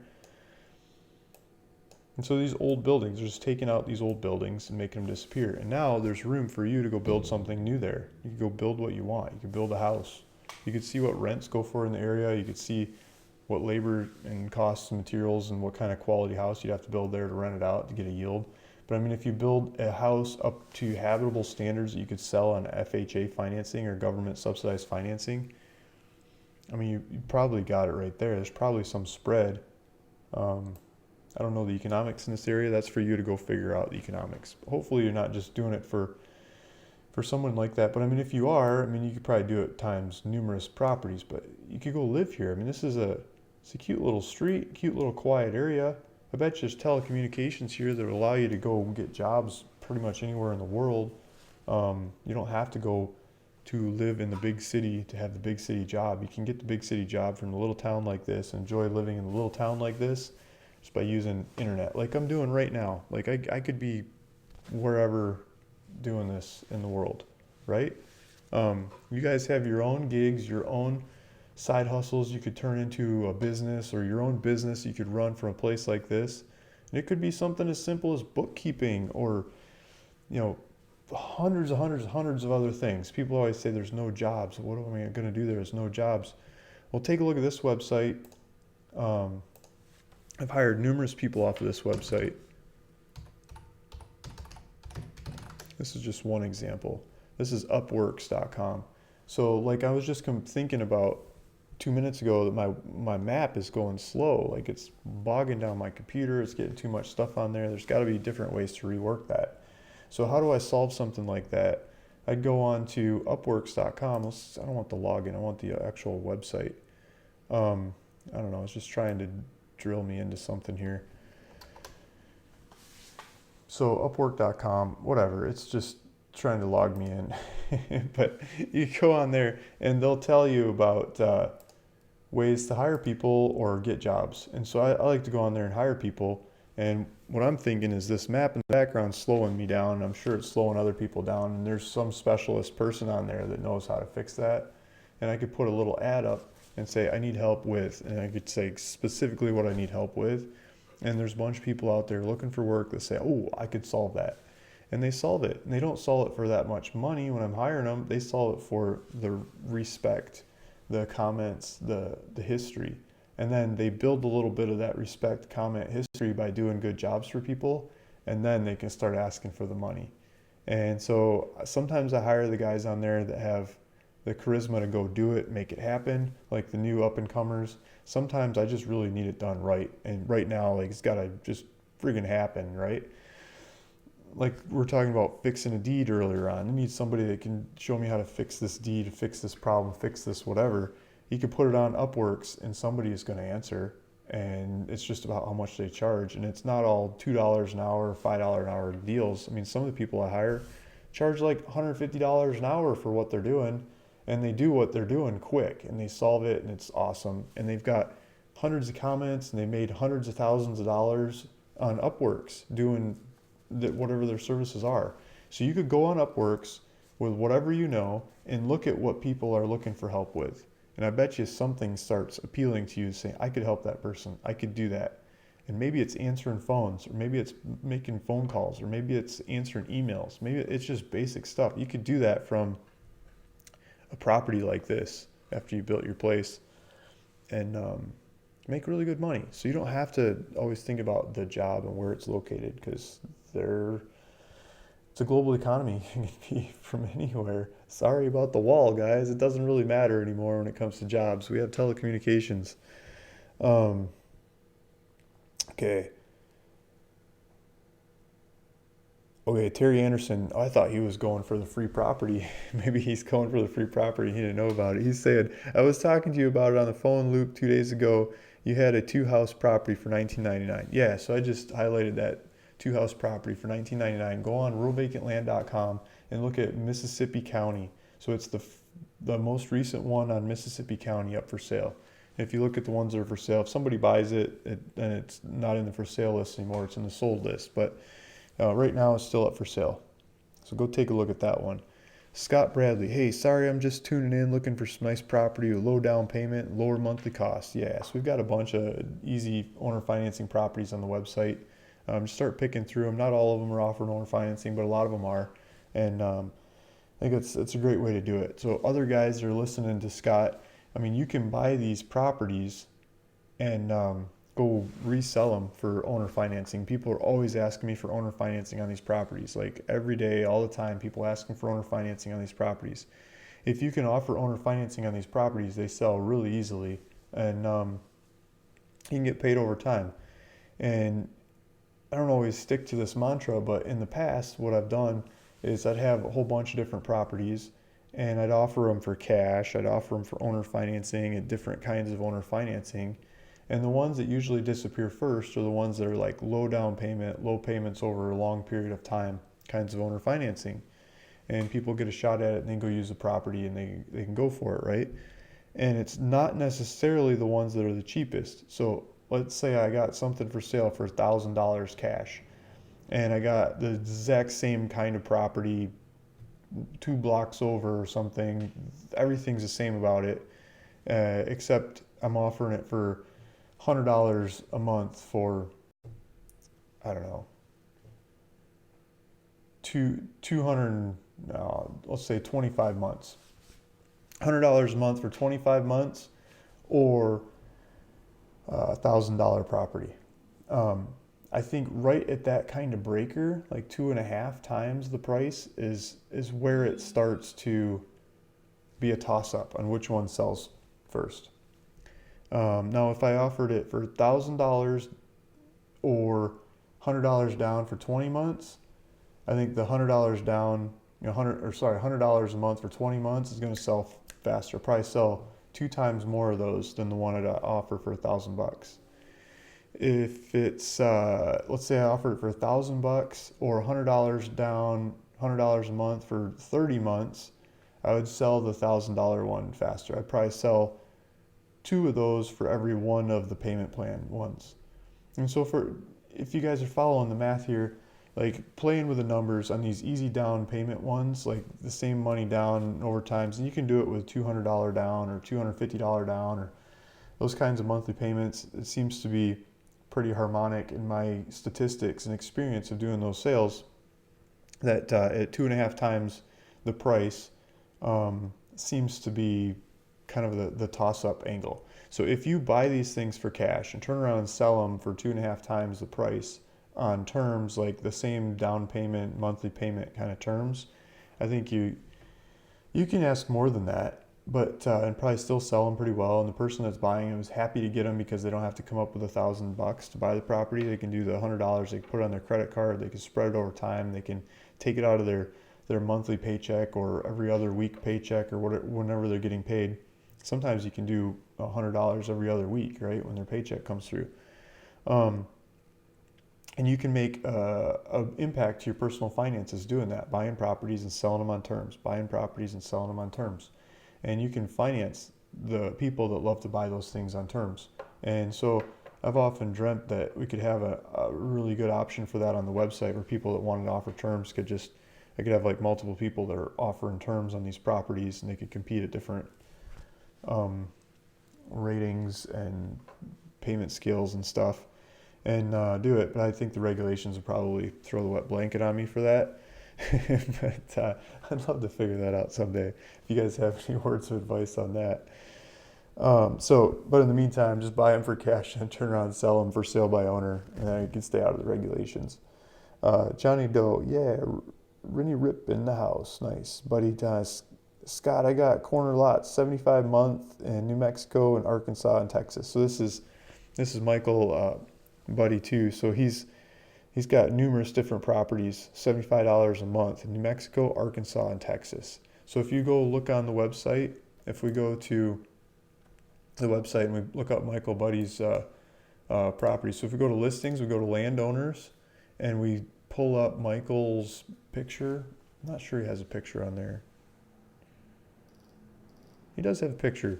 Okay, Michael's got his picture on here. He's got his 5 properties. So if we click on Michael, and so again, I'll show you that. So if we go to listings at the top of the page and then go to landowners and then go down the list and find Michael, because Michael's the one saying that he's got $75 a month properties in New Mexico, Arkansas, and Texas. So Michael is offering these properties on owner financing, $75 a month. So we pull these properties up. We pull up his list of properties. Here's, you could just go through this list. So he's got the properties talking about that we were just talking about today. That he's offering this one today for $1,500 if somebody comes and buys it. He's got a property here, and property here, and a property here. Here's $750 property. Let's take a look at that. What do you get for $750? Oh, that's sold. Okay, you don't get that one. Somebody else got it. Let's see what else he has. $2,250. That's the one we were just looking at. So $1,675. Let's see what this is. Well, that's sold too.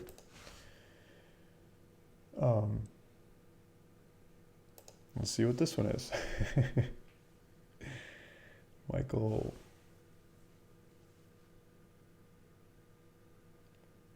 Well, that's sold too. Michael, maybe we need to get some more of your properties up on the website. $1,475 for sale. Okay, here's New Mexico, Torrance County, New Mexico, $1,475, and it's 0.7 acres. So this one is looks like there's a mobile next to it. A lot of these New Mexico ones you can do mobiles. The regulations are really open to it. Really open to composting toilets most of the time too, and maybe there's some regulations in this area with enough people around, but usually they're open to that. Looks like a small town. Look at that. It's got street view. So we've got numerous homes in the area, spread around the area, some bush, some roads, different homesteads. This is a property here. There's a little pin in the property. A little road that goes over to it, 10th Street, Jackson Avenue. There's power lines over here. So it probably doesn't take that much to stretch a power line over. It looks like there's maybe a power line going to the house in the background. Maybe add a couple poles and you got power to the property. And the power company might do it for you if you ask them, because they always want more clients, right? Depending on what their finances are, they might finance it and make it payments over time. So let's figure out what part of New Mexico we're in. Zooming out. So Albuquerque. So we're southeast of Albuquerque. Thanks, Michael. So guys, take a look at that one. Sounds like he'll do $75 a month if you want a property like that. Johnny Doe. Jessica, it was Cochise County, and I got the land from your website. I emailed the information to Gillian. Okay, so Cochise County, something went wrong with it.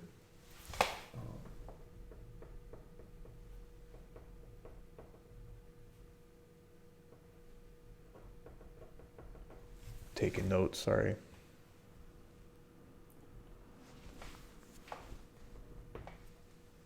Hopefully your username, Jessica O'Reilly, lines up with specific land. Oh, you got it. APN number 40551 21B. Okay. Figure out what's going on with that one. Sounds like time to fix another deed. We'll get it fixed. I prefer acreage, but if there are lots that are easily accessible, I'm not impossible to put utilities in them. Interested. Okay. I'm not sure where he's talking about.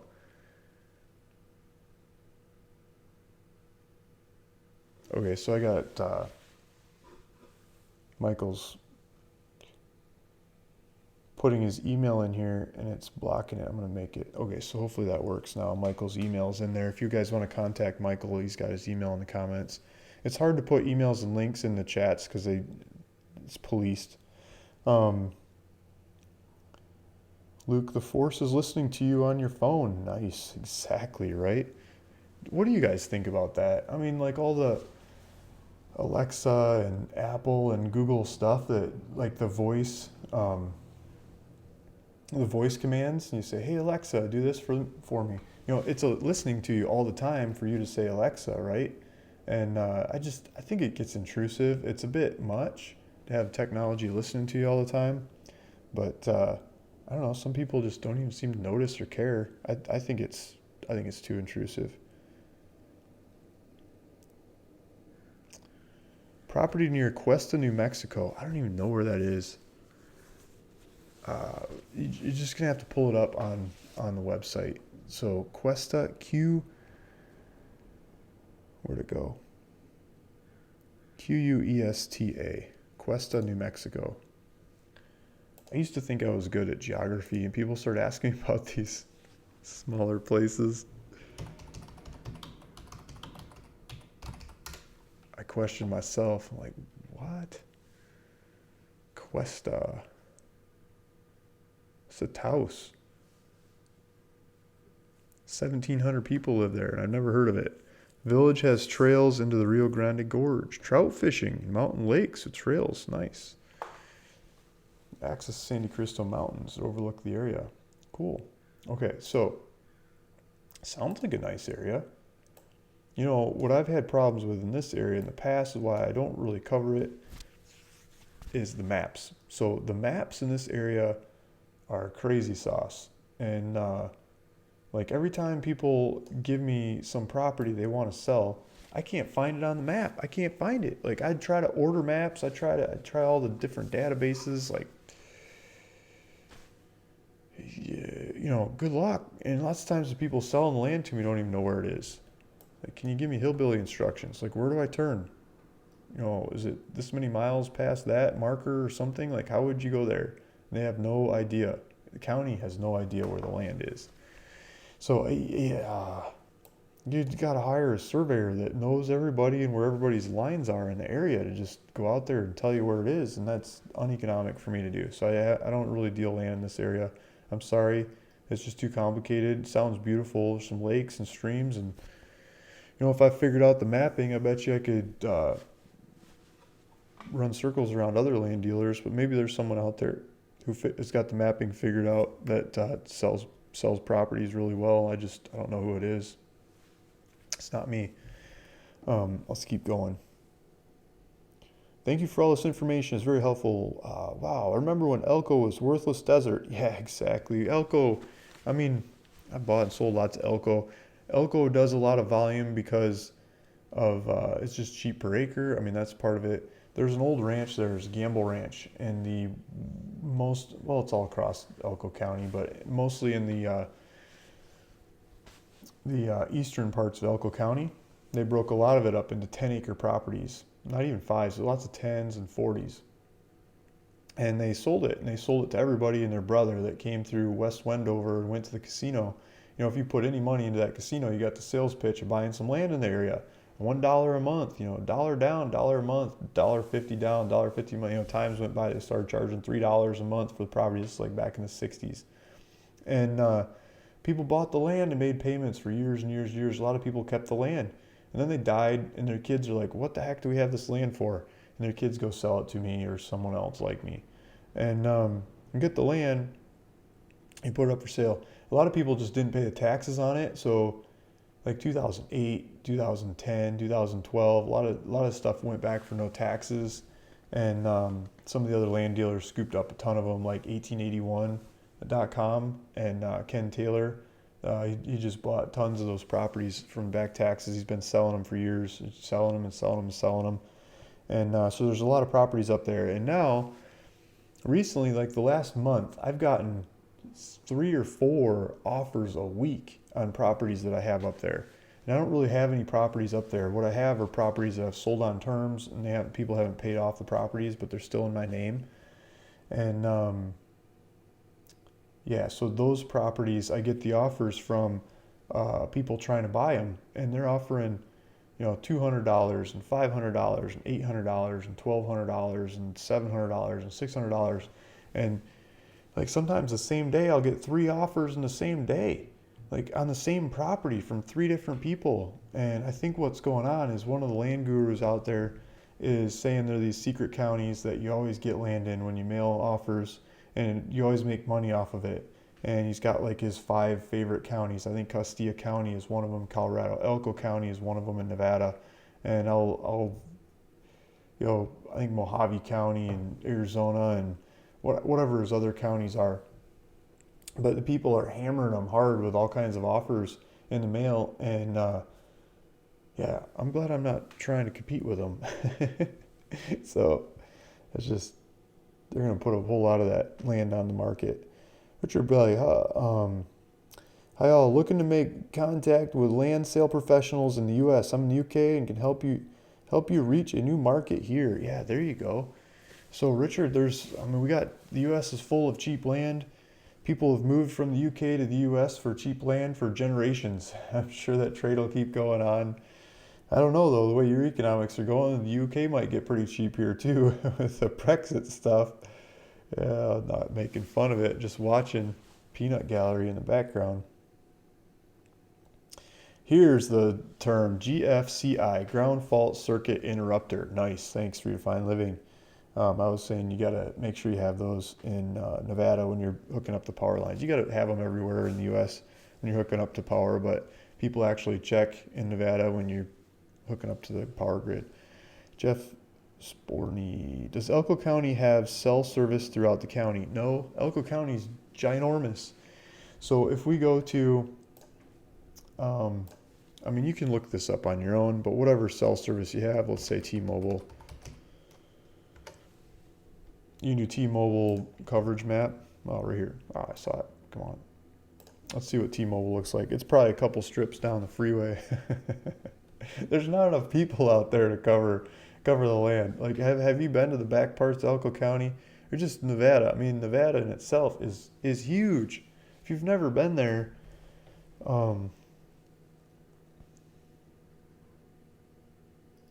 get this 5G. Where's my map? I thought I was getting to a map.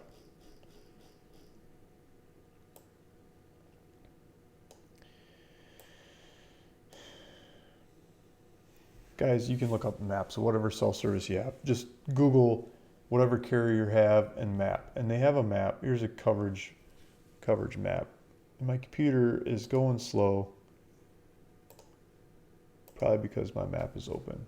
So I'm going to kill my map and see if that does it. I'll try to pull this up while I look at more comments. Do you ever buy in Detroit? I've bought lots of properties in Detroit. I love Detroit. A lot of people hate Detroit, but I love Detroit. I'm all sold out of Detroit right now, even though I love Detroit. I'm looking at going back and hitting it again harder. I gotta raise some money to go hit it again harder. Detroit's a lot more expensive now than it used to, and the data is pretty bad. Like Wayne County, Detroit, the data is awful. It's really hard to get deeds. It's really hard to get accurate data, and yeah. But I've got an office there. My sister is there, and she runs. She sold off a bunch of homes. I think she's down to like 130 houses right now. So I think it's 130 homes that she's managing.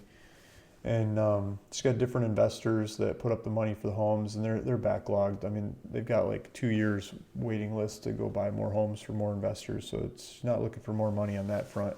She's just trying to grind them out. She's buying them up and fixing them up and renting them and managing the rental side. And she gets a management fee off of them and gets commissions. She's a realtor, and she gets the fix-up company makes some money off of them too. So I'm trying to think of what else. But we tried some mailers, like some 100-unit mailers, which is not enough to buy homes. And the people that called back, I'm trying to say this really politically friendly, the people that called back, it was just so hard to understand them on the phone that I can't, I'm going to need somebody else to answer the phone calls. Somebody that's local and speaks the language. I'm from Michigan, but the parts of the town that we're trying to buy the houses in, like they didn't graduate high school, maybe not even middle school lots of the times. The renters of these homes are the people that are in these homes. And so like there's just a language barrier there. It's hard for me to understand them. And yeah, so I think part of the angle would be having somebody else answer the phones. It's local that can talk to these people.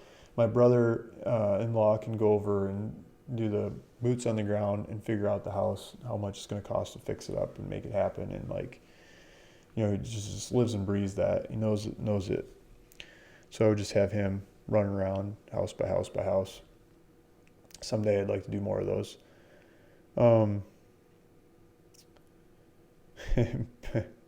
Buddy Time says, stay away from Detroit, LOL, unless you got the inside knowledge on it. I mean, I think I have better data on it than most people. So Donut Hole says, Luke, if a property is listed as a waterfront property, does that mean it has water on the property? Not always. Waterfront property. Oh, I don't know where to start on this one. Listed. Oh, he says listed. So he's probably talking about MLS. I'm thinking county data, and the county data says it's waterfront, and they're going to tax it higher because they deem it as waterfront. And to me, waterfront is worth more than the property across the street that's not waterfront. Where I grew up in northern Michigan, the properties on the water, looking at them now, are good luck finding something under $100 million. And I mean, that was never the case in the past, but it's happened. And on the other side of the street, there's vacant lots that they can't sell for, like $75,000 because they're not on the water. Why do you go to northern Michigan to live in the woods if you got the water right there? I mean, people go to northern Michigan to live on the water. Beautiful water, Lake Michigan water, like real nice lakes, not the backwoods. Itchy, scratchy lakes or stuff grows in you don't want to swim with, right? So back to Donut Hole. Says, if a property is listed as waterfront property, does that mean it has water on the property? So a lot of legal descriptions will describe land that goes out into the water. So I guess in that way it could be there's water on the property. You might say it's a 1 acre property and only a 1/4 acre is like ground you could walk on. Maybe the other 3/4 acre could be underwater. So I guess you could say there's water on the property. But I think the other side of that is there water to build with? You can't necessarily use the water that is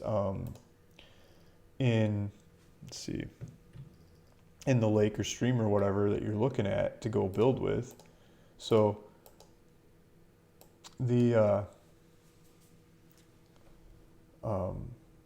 there a water line at the street? Can you pump from the lake and filter? Do you have to put in a well? Like that whole side of it. So there's a whole bunch of T-Mobile coverage here in San Diego. But I'm going to try to get this out to Elko County. Okay, then I'm not sure if I'm answering Donut Hole's question. Probably not.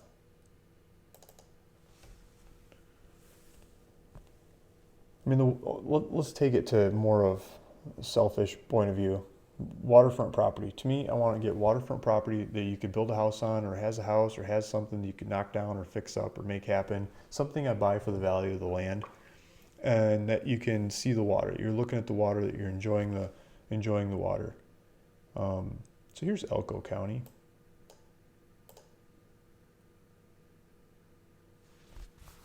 So there's all kinds of here's Montello.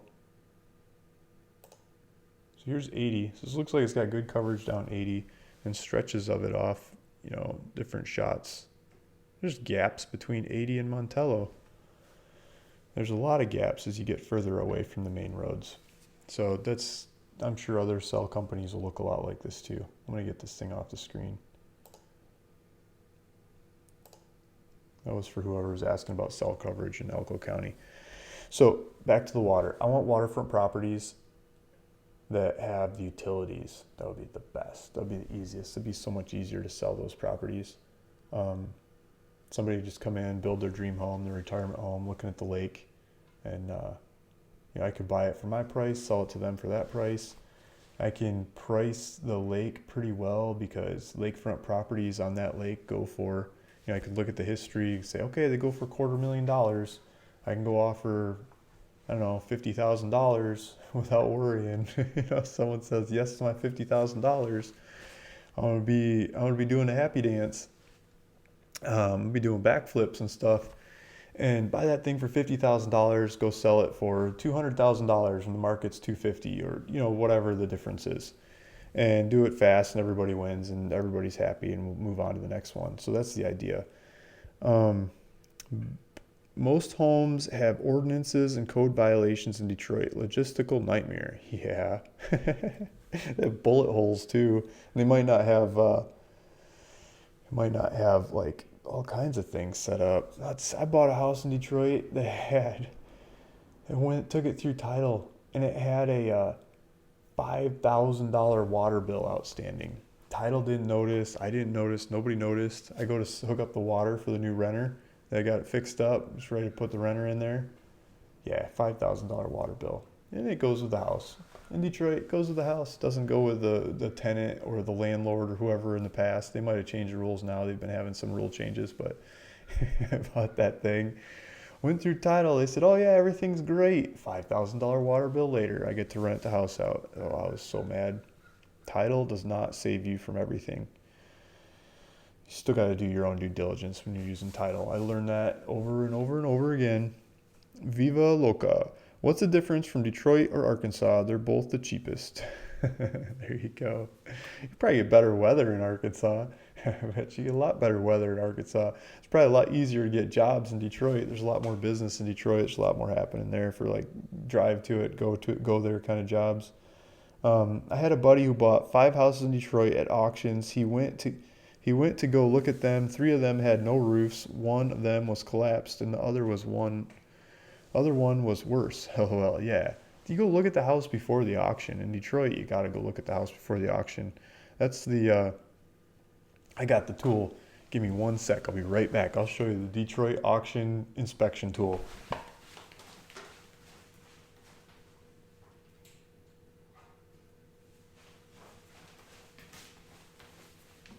Right here. This is it. This is Detroit auction inspection tool.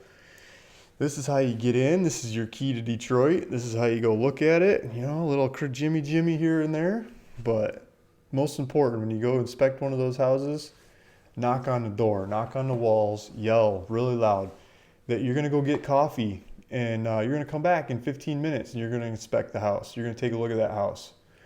And in Detroit, it takes the cops like 45 minutes to get there, even if the neighbors are yelling and screaming, and you're gone by then, right? So, one of these things, you can open up the doors, you can get the boards off, you can go look at it. Because lots of times the kitchen's burned out, the basement's flooded, it might be full of sewage, the floors might be gone. It might be a cat piss house, it's just so rank you can't get anybody to work on it. The roof might be falling in, like all kinds, or it might be cherry, it might be pristine, it might look really nice, and it's ready to go. It's got all the utilities, it's got the plumbing, it's got the faucets, it's got the fixtures, the floorboards are good, the roof's solid, like all that stuff's good, and somebody just didn't pay taxes. Like it totally happens. So if you go look at a numerous bunch of those houses before you buy them at the auction, or have somebody do it for you, you can zone in on which ones you want to go for, and then go bid on those. My sister does it every time. I think there's 2 auctions. I think it's October or November. It's like this time of year that the auctions are happening. And she'll bid on like 50 different houses, and she'll get like 15 of them or 20 of them or something at one of those auctions. And because other people are cherry picking houses too, and she skips tons of them, and she just hits them in the areas that she works. They're like next door, down the street, mixed in with other ones that she has.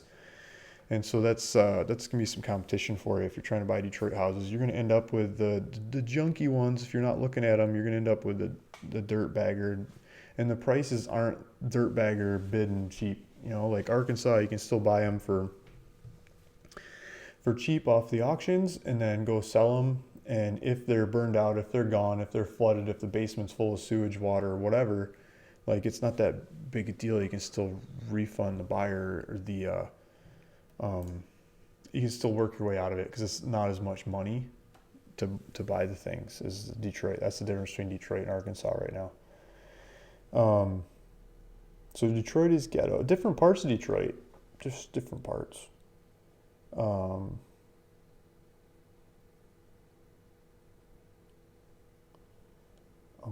I'm losing my spot in the comments.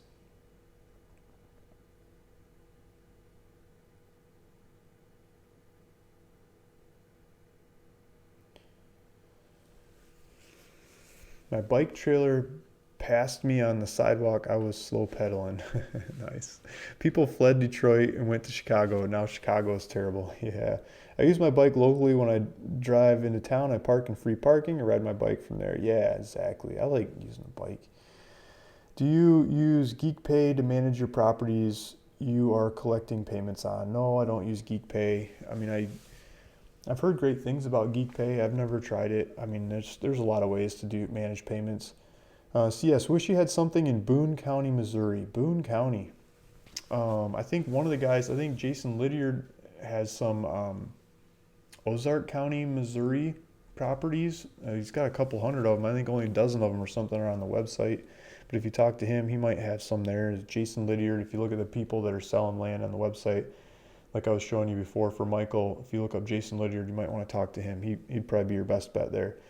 Viva Loca. I'm a photographer. If you need photos, just give me a map and I'll go to all your properties and show them. Shoot them. Nice. I wonder what area you're in, Viva Loca. Where are you located? Iowawa. Robert K. tells of the East, South, ESB, or I people. Luke is an I for sure. I'm not sure. Robert Kiyosaki. Oh, okay. There you go. Cheryl Kirshner, you have a property in Mississippi County, Arkansas for $19.99. It has 2 houses on it. Great bang for the buck. Live in one, rent the other out, or both. Many options on that property. Yeah, so Cheryl Kirshner, I think you're going after the same one Terry Anderson is talking about. So I think Terry Anderson mentioned it first. So I think I'm going to give land to, I haven't made a decision yet, but I'm going to give away free property. I think I'm going to give it to Terry Anderson unless I keep going through the comments and someone else comes up with a better one. But thank you for pointing out very specific property. Cheryl, I think you're on the right path. Just need a different property than what somebody else is already recommending. I don't even think Terry understood he's in for the running, but I'm going to run with Terry so far. Evelyn, Landwatch is a terrible site. Half the time don't even show where the property is. Yeah, tell me about where's their map, right? Like Landwatch, why don't they have maps? Can't figure out where those properties are. It drives me crazy.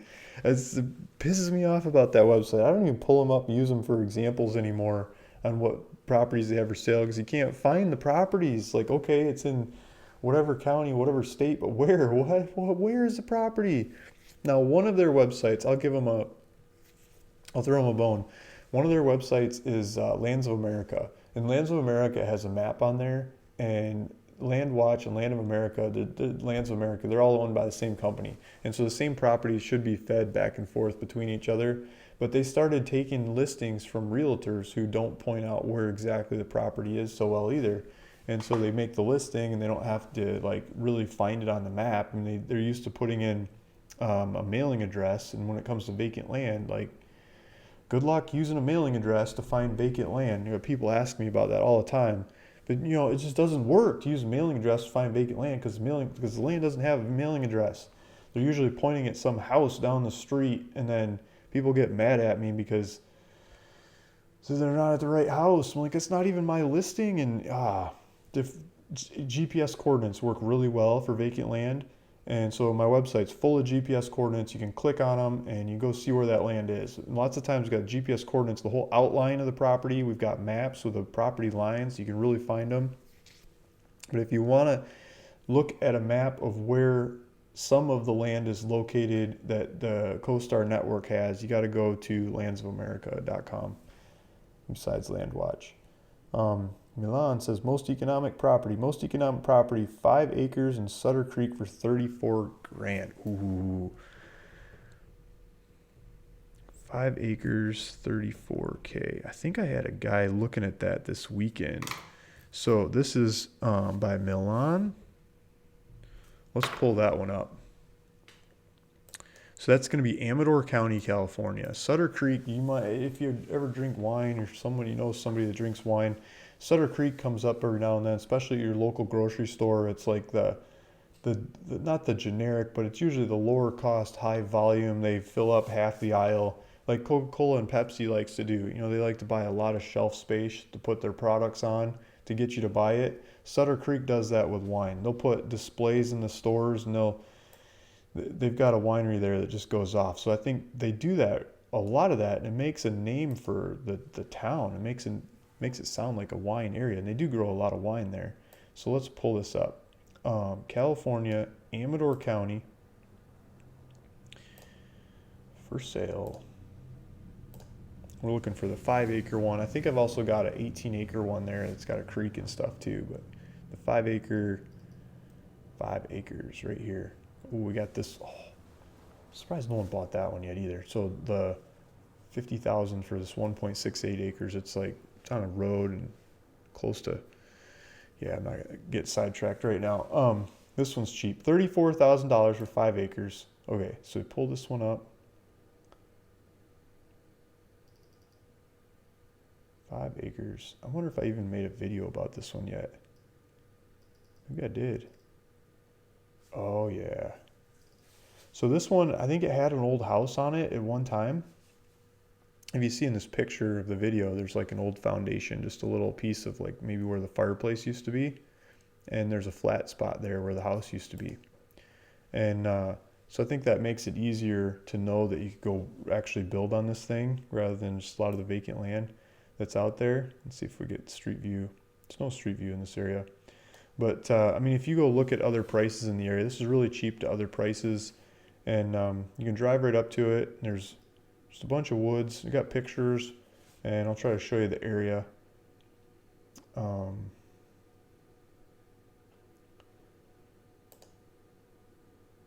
I think this is Martell. Here's Jackson. Jackson is the county seat. That's where you like send. Oh, I'm not showing it. Got my face on the screen, messing it all up. Okay, so here's the property. Here is Sutter Creek. Here's Jackson. Let's go back to the property. And then this is wine country, and this is Highway 49 that goes through here. And so we're not very far away from Sacramento. And so a lot of people like to come out of Sacramento, and they love this the 49 corridor, like this whole from Alburn down to Sutter Creek and beyond, like even further south, because you're starting to get up in the mountains, but it's not cold. Like it's just a perfect climate. It's like a Mediterranean climate on the backside of the valley that's not very far away from town. You just get these beautiful Tuscan style places that attract people. So there's a lot of money pumping through Sacramento right now. The housing market's going crazy in Sacramento. And so people are going out to the side of town. And so this is on the side of town. And it's not very far away from San Francisco and the Bay Area as well. So people can come from the Bay Area and come back here. And they're not going to live here and commute to work in the Bay Area, but they could live here. Maybe they go to a meeting once a week or once a month or something in the Bay Area and use telecommunications for the rest of it. And this is where they could go relax. But I think there's more people coming out of Sacramento to go to this area. And so let's jump into the property and see if we can see some pictures. I had a photo guy go out here. I think I got drone shots of it too. I don't see the drone shots on the website. Maybe I should go circle back and do that. But I mean, it's just nice rolling hills. There's a lot of wineries in the area, just down the hill a little bit further. And this one's got, I think it's right back in here. It's got trees and power lines and access on one main side, maybe on two, but I think some of the neighbors were telling me that they don't want people coming through the front side. They're just on the back side where the road is. So it's this, so the road comes up here, and then it's a bunch of this woods in between.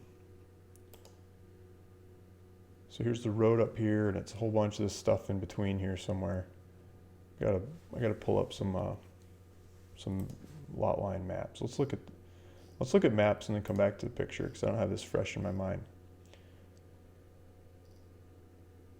Oh no, I lost it. Let's reload it. So I'll get the property lines up and show you this one. I think you could use this property, the $34,000 property. Yeah, it's going to cost more money than the $2,000 one with the 2 homes on it. But I think the $2,000 one with the 2 homes on it, I think they're flood victims. And it's going to be a lot of work to make those 2 houses happen. I'm sure you could go sell each house for more than $2,000 and make money on it and everything and be just fine. People that understand how much work is going to go into making those properties happen. I'm sure that's an economic one, but I kind of have my heart on this 5 acre one as being more economic. Like you could turn around and sell it on terms for a good deal more. I'm dead sure of it, and make a heck of a lot more than the spread on the two junkie houses. Um, just this area, the people in the area pay cash too, so I don't even think you need. Like you could probably just put it with a realtor, and it's probably what I should be doing. Like you're gonna get more money out of it. It's just go look at the market in the area. This thing stands out. So here's a paved road in the background. Here's the little trail on the bottom side I was talking about that the neighbors don't really want you to use as like regular access. But I think if you wanted to get equipment in there, supplies or something, you could probably get some exceptions out of them. And so I had the picture guy go walk the property, and he took these pictures. I think this might be the trees here next to the building site that was on the property. So let's take a look at this now that we know the lot line with the driveway over here. It's got some manzanita trees. So it's got this flattish area. It looks like some kids built a fort or something, or maybe that's some old leftovers from the house. Maybe some old stairs here, but it's this tree. Looks like it's got mistletoe hanging out of it. Big old tree that probably used to be next to the house. Now it's overgrown the area. It's a nice flat shelf, nice spot in here to go build with the old foundation. Fix it up and make it happen. There's a whole bunch of more manzanita. You got these rolling hills. It's just starting into the hills without going up into the mountains too crazy and without being down in the valley. So it's just a very, again, that climate that people like to go after. So here's the road down below. Here's the trail down below, and here's the road up top. So it's this piece here with the power lines. It's got the utilities, and it used to have a house on it. So it can happen again. It's just about reviving it and making it happen. Nice and green and beautiful and lush of an area. Here's the road. This whole, from this down here, there's a power line down here too. Power line on both sides. So this whole chunk here, 5 acres.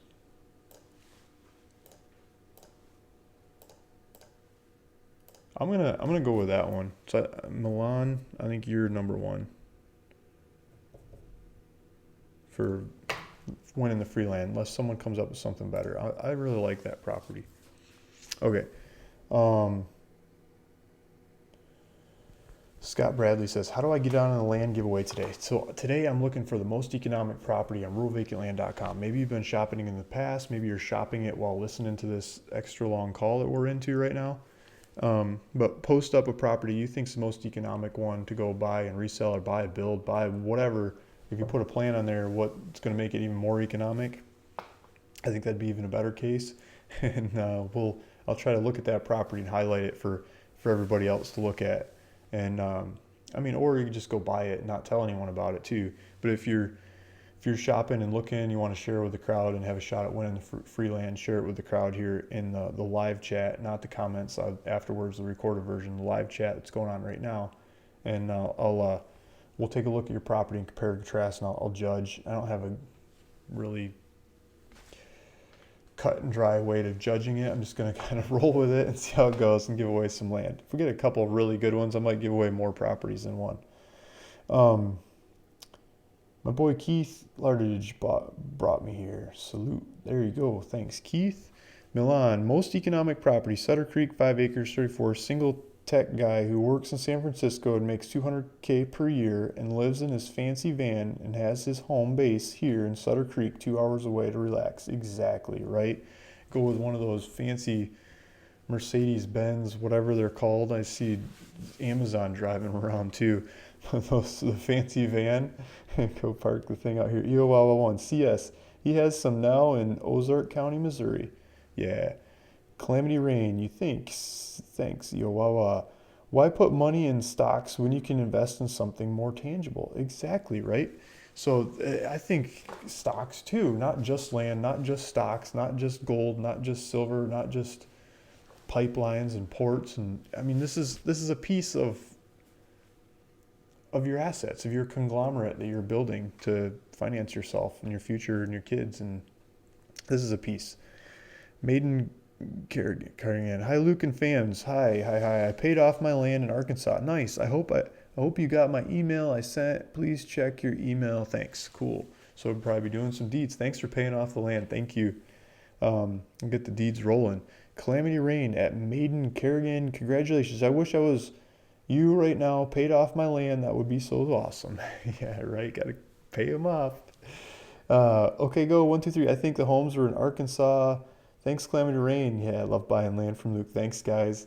The mobile home friendly Chilkoot County parcels, some as low as $4.99 with utilities. Yeah, so I think those are really economic too. Um, they're economic on a different level. Like the percentage wise, I think could be really sweet. The percentage of buying the things, putting a mobile home on there, or renting it out. Somebody puts a mobile home on there, selling it to somebody who actually puts a mobile home on there and lives on it. I think a lot of that is going to be more economic if you do it for them. If you buy the property, you buy the mobile or find the mobile and get it moved on, get it hooked up to the utilities and make it happen, and then have a turnkey solution for that person to give to them, or not give, but to rent to them, or do owner financing to them of some kind. I think that's going to be the most economic, because I think that class of user generally needs more done for them, to be able to move in day one and not have anything between here and there. There's just too much hardship on their finances to pull it off. I think you could make the best economics out of that. I need to check out Ozark County, Missouri land. Exactly. Check out the Ozark County, Missouri land. Scott Bradley, best economic property. Ooh, we got APN numbers. Union County, Arkansas, with a house on it. This house doesn't look as damaged as previous houses. Less time to wait before charging rent. Okay, Scott Brad, let me find this on. I got one computer going with the comments, and then I got another computer going with the videos, because I'm trying to spread the load around so things run smoother. And but I wanted to cut and paste that, so I'm going to try to.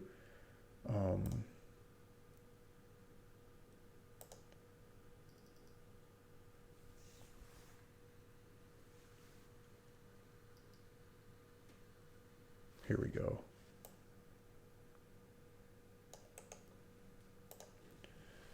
So I got the APN number of one of the two.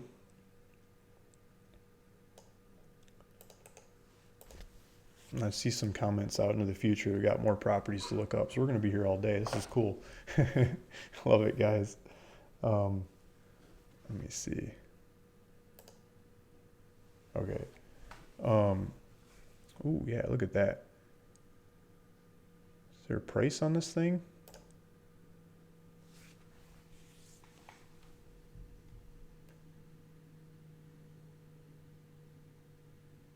There's no price on this one. Oh, let me get it on the screen. Okay, so this is Scott Bradley.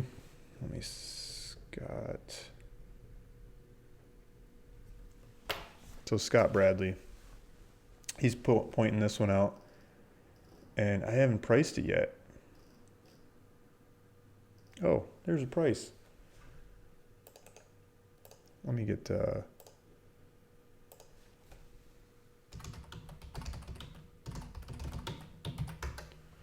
get it fixed, because there's a price on there. Let's see if the buy it now is working.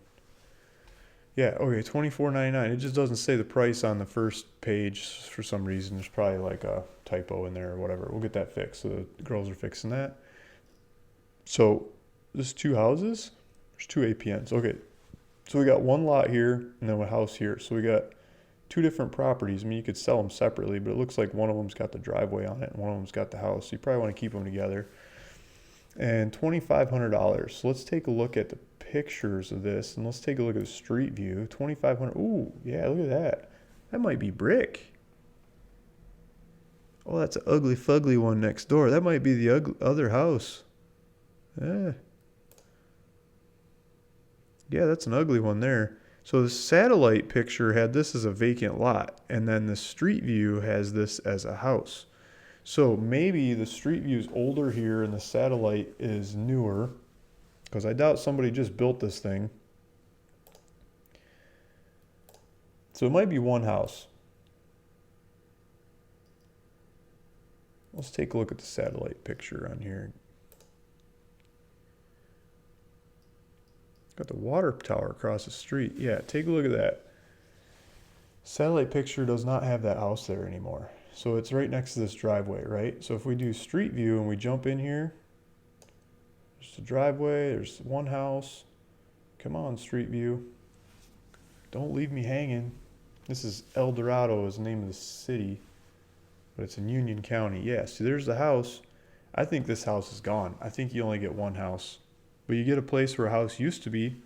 So you might even have a foundation there. I don't know. You could probably put your mobile home there, your motor home, your car, your Mercedes, whatever you call those vans that people like to turn into homes now. And this big old tree, it looks like it got whacked by lightning or something. That looks like a good house. Got like specialized brickwork around the window. That looks like a brick house, guys. Look at the roof on it. It's a standing metal seam roof. That's a modern roof. I think you're right. That's a good looking house. I think that one's gone, but you got a roof that looks like it's going to last forever, and you got walls that looks like it's going to last forever, and it's got windows and stuff. You might even have somebody living in that house when you show up. You might not be alone. You might have grandma in the back room. I don't see a car, but I mean, there's trash can. Whenever this picture was taken, and there's some junk in the front. It looks like they're mowing the lawn, taking care of this. This might be like a house that has somebody in it.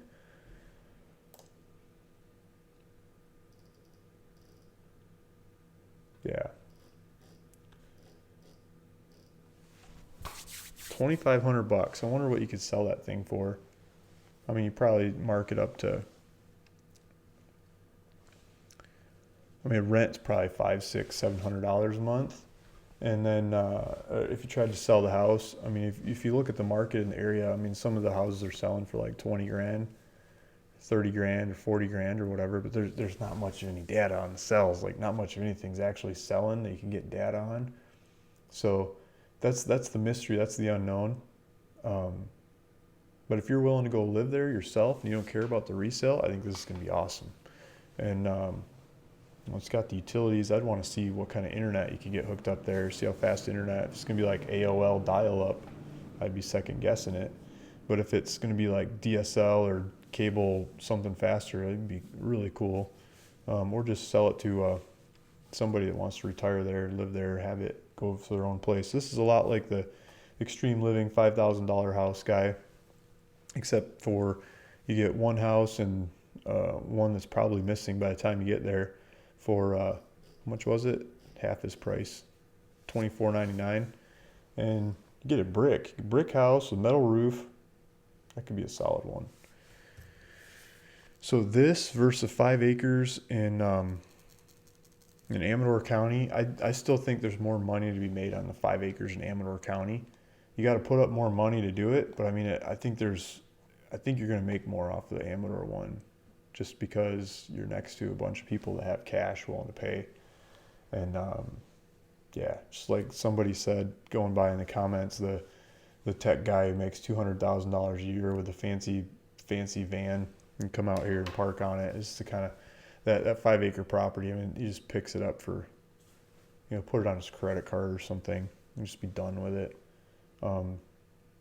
I'm still going to go with a 5 acre property. I like this one though. Thank you. Let's keep looking. So that was from Scott Bradley. How to Shell says Shakut with utilities, $4.99. Nice. He's putting the actual APN numbers on there. I think it's going to be hard to get economics more. I mean, I think you're going to get better percentage. I should have defined what I'm looking for ahead of time. And I'm figuring it out as we're going here because I'm making it up by the seat of my pants. So this the Shakut County $4.99 property. Let's pull this up while we're on it.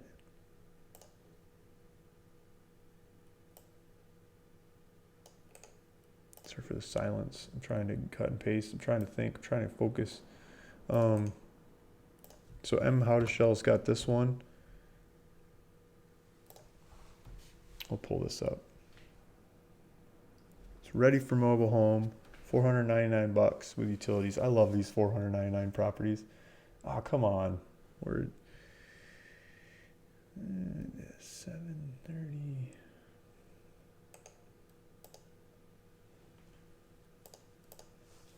Something's not working about the APN numbers, missing a number or some wrong format or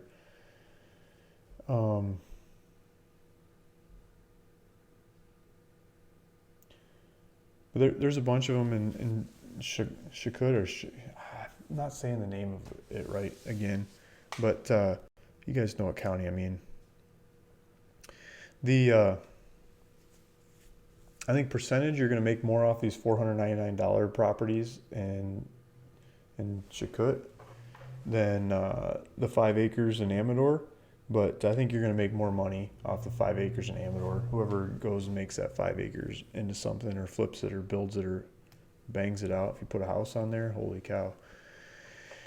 I think that the money you make is just going to be a lot better on the 5 acres in Amador because you're much closer to an economic center that can pay for it, people that can pay for it, and they pay cash, they pay. They really pay.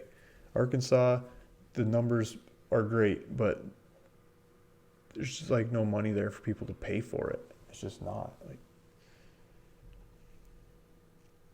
okay. Most economical property ID. Mississippi County, Arkansas. 20. Okay, so this is here we go. I love this, guys. You're getting into it. This is Evelyn. So Evelyn has this one. She's pointing this one out. And this is Mississippi County. And it's a house. Thinking this is a house for $12,999. I'm putting it into the search bar and ruralvacantland.com. Oh yeah, look at that house. This looks like, I could live there kind of house. This isn't so crazy. Like I could live there. It doesn't even need much of any work. Let's see what we have for pictures. Got your T-bird in the driveway. Some nice big trees down the street. Little neighborhood. What city is this?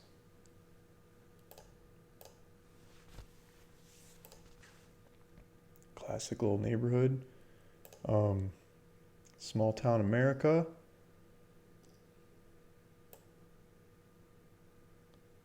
Well, first let me figure out where the heck we're at.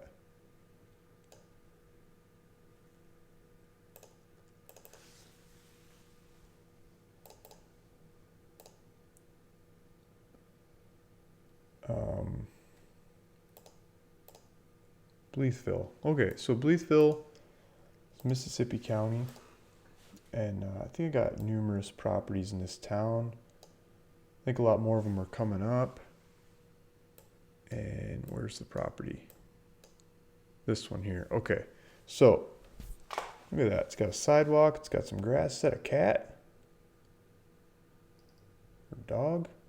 I don't know. Might be a dog.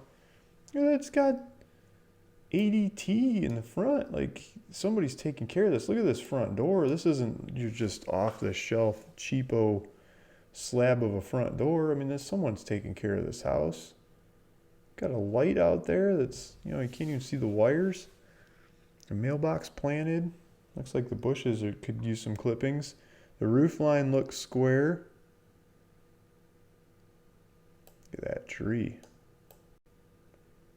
Hope the wind doesn't drop that sucker on the house. It's a good looking tree though. There's an ugly tree next door.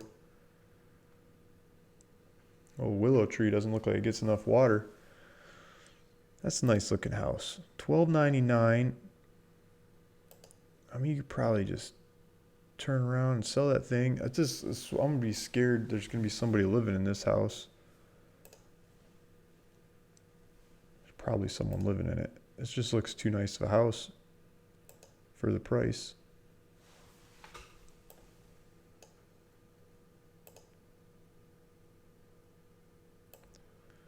Look at that. I'm wondering if I should raise the price. I mean, it just looks like a good solid house. Hopefully that's the right one. Here's the garage, the house and garage. Let's take a look at the map, make sure I'm looking at this right. Got some lilacs in the back. I bet you those smell nice. Davidson Street.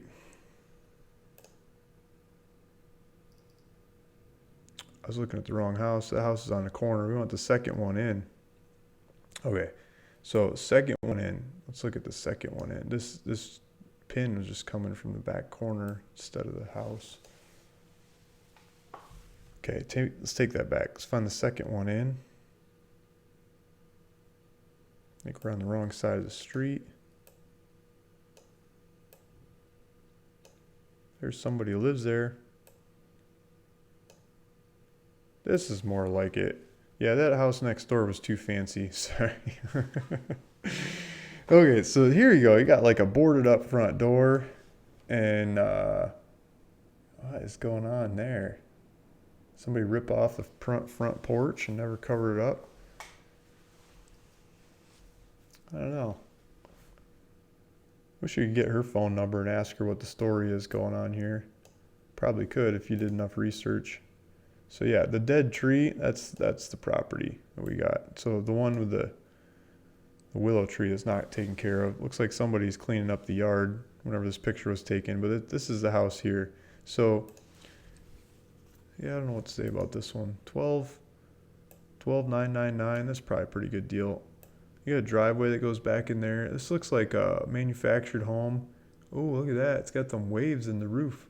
So as you look in the back side, it looks like either someone started moving it and gave up when it went and smiled and the roof smiled at them. They said, oh, maybe I'm not going to move that one. Or maybe they put it in there. I don't know. There's a big tree in the way. They'd have to cut those trees to move it out. Yeah, I don't know what the story is there. Looks like it's got the sewer hooked up. It looks like a cheap house, but I'm not gonna say that's the most economic one on the website. Let's move on. Thank you, Evelyn. John Chassion. Hi, Luke. I'm retired and living in Nova Scotia, Canada. I'm thinking of buying property in northern Arkansas, but that is within the Ozarks. But I can't figure out how to find listings. Any tips? I mean, my website's ruralvacantland.com. This lady never bought land from me, but maybe she should. Maybe she should buy the house next door. And we've got a bunch of them in the Ozarks. So, like, if you go to ruralvacantland.com, we've got map search. You can do the map search, and you can zoom into the parts of Arkansas that are the Ozarks, basically the northern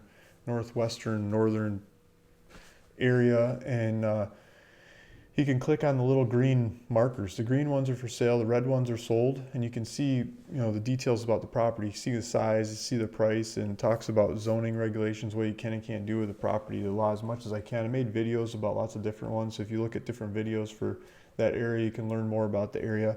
That's a good way to do it. If you're looking for listings like from the realtors, like these other websites guys are just talking about here, there's a competition out there that's got other websites for sale or other properties for sale, but like they're saying, it's hard to find them on the map, and they're usually asking for more money. But they're out there. There's a bunch of properties out there. So if you're looking for bigger acreage ones, it's probably other websites. But I've got a lot of smaller properties scattered around the Ozarks, and I've got a lot more of them coming too. The back office is processing them as fast as they can, and there'll be more listings coming up. I think they just did a grouping of like 65 of them. I think the next grouping they're doing is like 85 of them, and they're building the ads out for the properties with as much of the details I'm trying to get on these properties on the website, get them all detailed up before they go on the website. And it makes it a lot easier for me to explain them and find them and point them out, and then just like being in spreadsheets the way they are now. So as we get them up on the website, you'll see a bunch more of these, and you can keep pawing through them and picking them out and take off with them as you want. John says, to clarify, I can't figure out what counties are considered to be in the Ozarks. Oh, there you go. What counties are considered to be in the Ozarks? That's a better clarification. And so I think Ozark is more of like a regional kind of thing. And so I think a good way for you to tell is to look at the elevation. And so a lot of these properties, Like if you look at this one in whatever county this is, the elevation is probably like 150 foot because the Mississippi River is like 120 or 30 foot or, not much less than this. And the Mississippi River is going out to the ocean. It's a big, massive river going downhill. It's a little bit above sea level, but not much. And so these properties that are getting close to that like 100 something foot level, 120, 150, 200 foot level, that's not the Ozarks. The defining thing of the Ozarks, in my opinion, my humble opinion, is the elevation. So the elevation, it'll get up into like the 400, 500, 600 foot elevation, which is not a lot of difference from the 100 foot kind of Mississippi Valley, but the weather changes. And so the weather changes, you can't grow cotton anymore. You can't grow a lot of the stuff that down by the river you can grow. But what does grow really well is trees. So you get a lot more trees growing up in the mountains, and fish, like streams, and nature happens a lot more. It hasn't been turned into farmland like the stuff that is sediment from the river, from way back in the day when the river flooded and left a bunch of good soil to grow stuff in. That's down by the river. That's 150 foot, maybe 200 foot elevation. As you get into the 4, 5, 600 foot elevation properties, I consider that Ozarks. And somebody else on here might have a different definition of that, but if you look at the properties on my website, they've got the elevation. And so look at the elevation. And so the other way is if you look at it on Google Maps, you'll see a whole string of green parks, like state land, federal land, different pieces of government land. And that's going through the mountains too. That's like the properties that weren't staked out in the past for farming. It's the hills, it's the rolling hills, it's the mountainside, it's the cliffs and the rocks so there's a lot of that's national ground that wasn't sold off for farming right away. And in between a lot of that national federal ground, you've got neighborhoods and lakes and streams and stuff to focus in on that are in the mountains of the Ozarks. You can't really call them mountains, but you know what I mean, the hills of the Ozarks.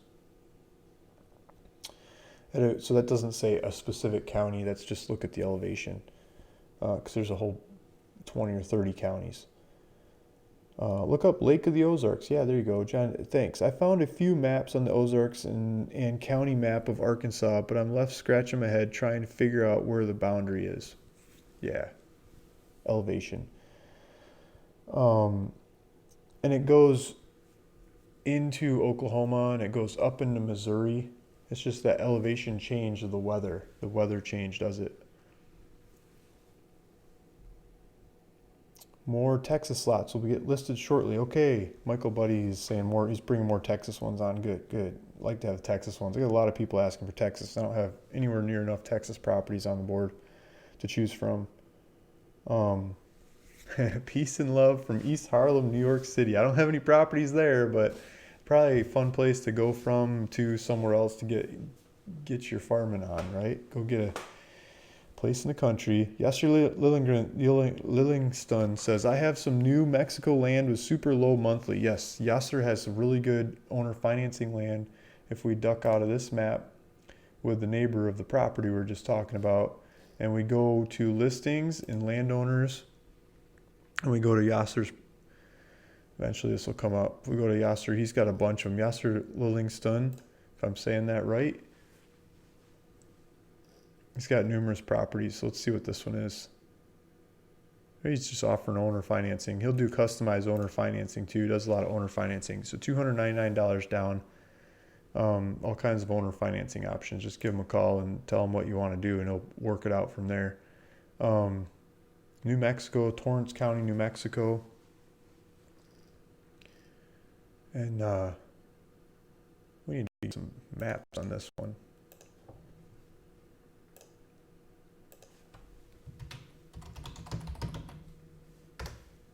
We'll get that fixed. He's got a video about it. Here's a map down here, the location of it, Antelope Springs. We'll get a lot line map up pretty soon. So he's got different ones coming on. He'll do really easy owner financing. And numerous different properties to choose from. So go look up Yasser Lillingston if you're looking for owner financing properties. I mean, as well as Michael Buddy, Yasser Lillingston, both in the chat and talking about their properties. Um, Clammy Rain, will this live stream be uploaded as a video? Yes, all these live streams are uploaded as a video you can watch later. This is getting to be a pretty long one, so you can fast forward and reverse and everything else. It takes a little bit of time to load. It's a couple hours later it comes up. Yeah, Clammy Rain, scary, no privacy anymore. Exactly. Well, I'm trying to catch up with the comments.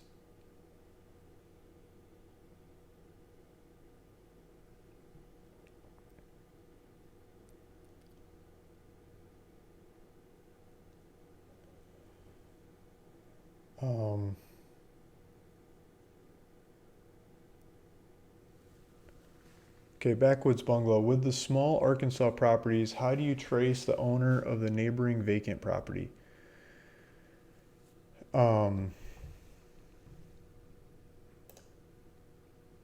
So you could call the county. That might be a free way of doing it. I mean, you could go on you could buy a subscription to, well, you could see if the counties have GIS. I really doubt any of those Arkansas counties have GIS. I mean, a lot of them still use like carbon paper for receipts and things. So like, having a GIS system would be way over their head. But if you're buying one, I mean, it's probably easier to just ask me because I've got data feeds to go dig into it. The other way is you could go on, here's an idea. You could go on your, if you got Google, you could go on your App Store, Google App Store, and look up Land Glide, Glide, Land Glide. And that's one, you could zoom in on the property that you're looking at, and you could click on the property next door, and it'll tell you the name and address of the person next door. You could click all the way around it. You could click on the one you're shopping and be like, Luke, why doesn't it say Luke Smith on this property that you're selling to me? You know, and it could be some company's name, right? So you can look them up, and then so you can mail them a letter and say, hey, blah blah blah blah blah, whatever you're trying to do. I'd like to have a room around my house for fire and setbacks, and I'd like to cut trees down your property so the fire doesn't get my house. So I'm planning on building. Is that okay? You know, whatever you're trying to do. There is, if you're getting a bunch of them, I don't know if this will work for just a couple, but it'll work for a bunch. Is my friend Brent Daniels does a YouTube channel, Brent Daniels, about wholesale and real estate all the time. He's always talking about batch skip tracing. I think it's batchskiptracing.com. This might not be the right website, but there's a bunch of them. You can skip trace them. Yeah, so I think you just upload a list of people you're trying to work out here, and it'll look the person up and say, hey, here's your phone number. Or you could Google it, you could get their phone number. I mean, this Brent Daniels version is you got like 10,000 people you're trying to look up that own real estate in the area, and you want to call them and say, I want to buy your real estate.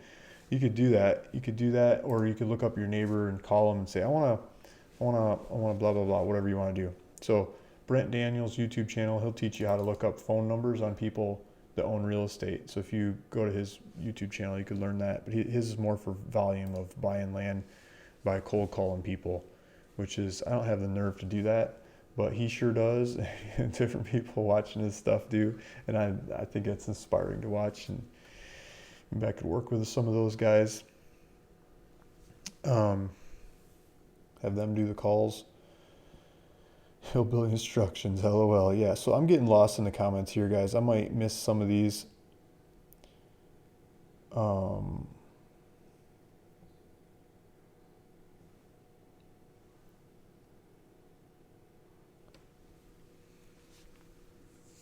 Hillbilly instructions. Turn towards the wind at the fourth fork and go back. Yeah, exactly. Some of these properties I bought, like the people will try to explain where it is. I'm like, yeah, it's really okay. I've got software for that now. Yeah. You can't miss it. With the small Arkansas properties, how do you, okay, so that's the owner. Change one digit up and down on APN and check it. Yeah, that's another way of looking for the neighbors. Look for APNs, try to move the APNs up and down, check that. or the lot number up, down one. I mean, that's different ways depending on what you're searching by. Jeff Spory.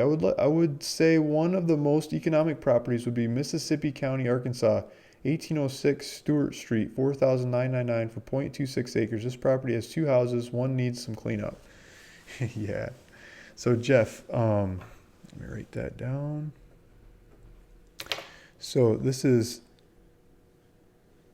Mississippi County 4999. Let's find that.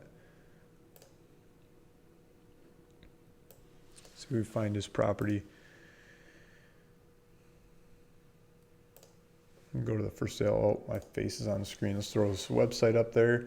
Let's go to looking up Mississippi County, and I'm gonna look for this one. This one's got two houses for 4,999. So Arkansas. Where's my Arkansas? Did I just go right past it? This is Arkansas. Here's Mississippi. Arkansas, Mississippi County. There we go. Thought about different ways I could set this sorting up to find properties. I don't know the best way in the world to do it. So for now, we're just going state and county. Two houses, 1999. So here's two houses, 4,999.34. He says 0.26 acres.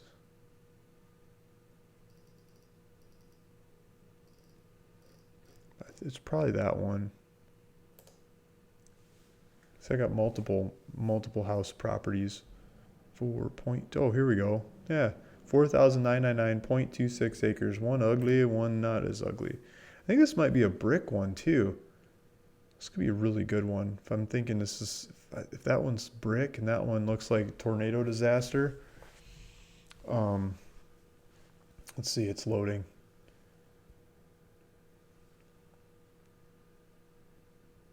So this is one Jeff's pointing out, Jeff Sporney, if I'm saying that right. Just take a look at these pictures we got. So this is a picture from Street View. This isn't a modern picture. This is whenever Street View drove by there. You could look it up in Google. If you looked it up in Google Earth, you could see the dates that Google drove by here. Ooh, that almost looks like there's a fire. This has got a brick bottom and boarded up windows. But look how the siding's melted on there, right? That looks like it melted because there's a fire over here. Like there's probably fire spraying out the windows and it melted the side of that house. They blasted it with a hose and they boarded up the windows and they moved on. Night before Halloween. It's like watching the news in Detroit. Please don't burn my houses. Please don't burn my houses. Come on, guys. It's it's Devil's Night. Don't burn my houses. You watch the helicopters flying around to the dozens of house fires going on in Devil's Night in Detroit. Yeah, maybe it's not worth buying Detroit, but watching the house fires is still kind of fun. There's so many of them in Detroit. Night before Halloween. People go torch all the uglies on their street, get rid of them. Don't want homeless people living in them anymore. Hopefully the homeless people are not in there when they torch them. So this one's in Bleethville, and none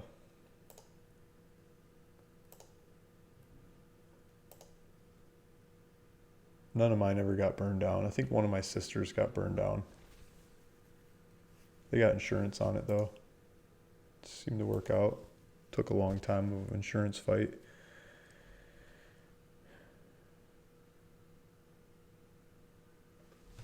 Look at that. Satellite. I think the ugly one might be missing. The ugly one's missing, guys. So let's look at this. Yeah, so satellite. The nicer one's got a car in a driveway. Satellite picture.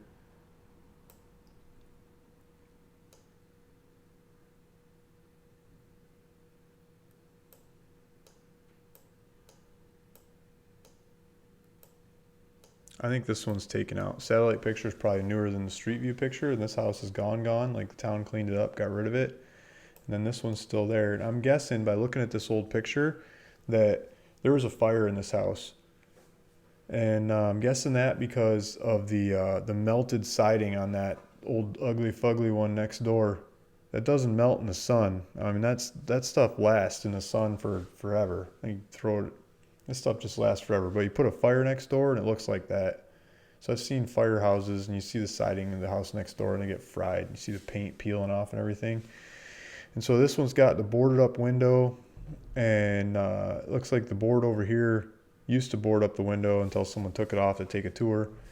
Probably Detroit style, this style tour right here, right? Take one of these tours, see if they want to buy the house. And then it's probably boarded up walls over here too, but I bet you if you looked at it close enough, you probably find fire markings on here. Seems like maybe this side here. I bet you that's fire. Bet you it was fire. Ooh, look at all the cats.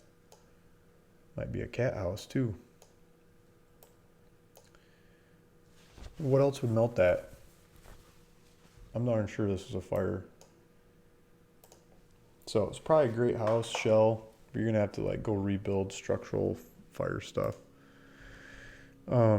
Let's keep looking. Magic key to anywhere. Slim Jim for 4 Detroit houses. Yeah, exactly. Magic key. Dingo Dango. Hey Luke, love Detroit, Michigan area. Warren. Telegraph, etc. Great city. Still have Detroit properties. Nice. Go Detroit. They keep paying rent. They pay. But people are paying cash for the houses now too, and they're selling them on finance. Like the banks are back. They're financing them again. They're leveraging them up. So I took mine from no finance to finance. And there's a great beta in between there, and I'm happy. That's took 10, 11 years to get that out of it. Go after land.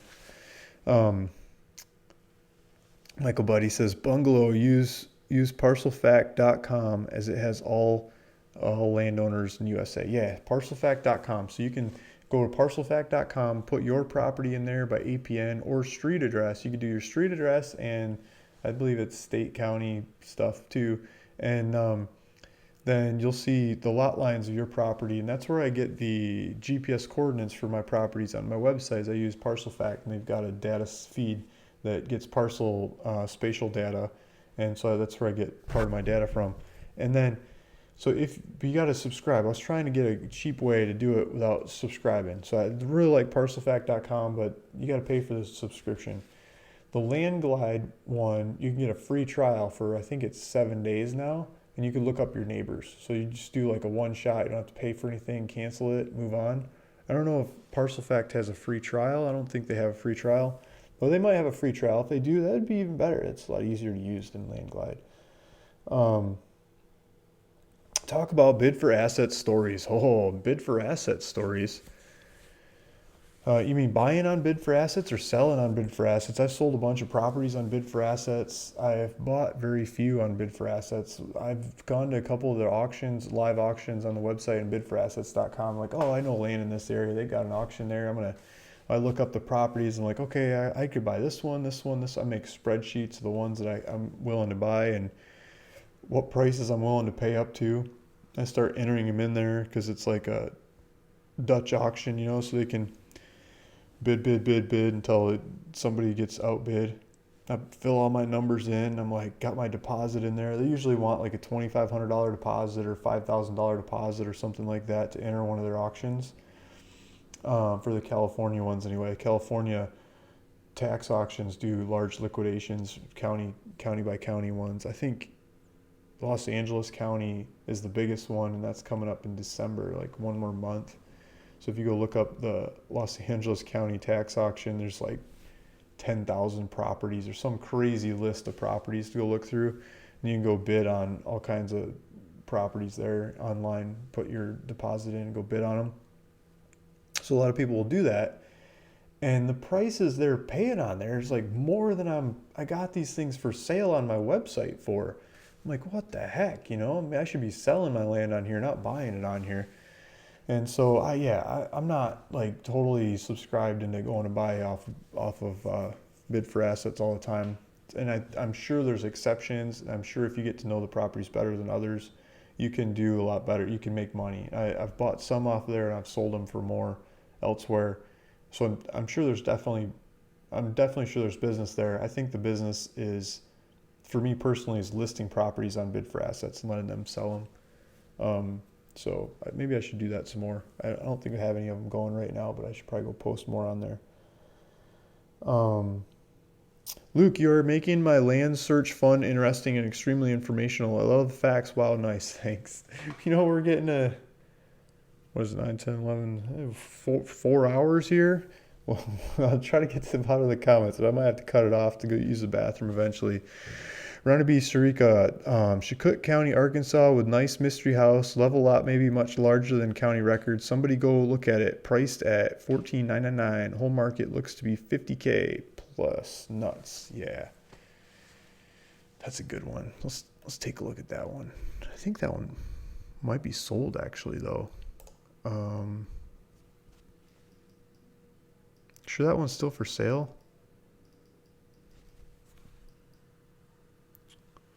Can I find it? Okay, I'll just do it by Chakut price. Because I got it on a different computer.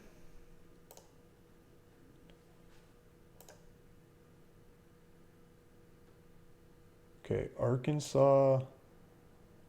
Come on, Arkansas. Chacol. I think it's Chacol County. Maybe that was it. Chacou. French. Why is this? My computer's running so slow, guys. If I run the video for a long time, it's like takes up all the memory or something.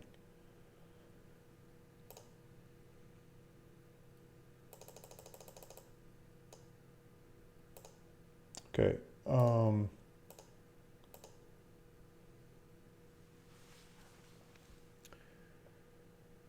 Sort by price. It's basically the most expensive one in Chacot County. Chakut,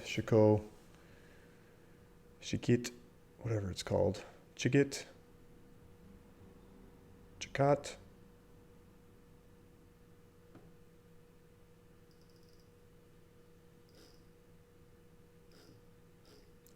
I kind of think that $14.99 one sold.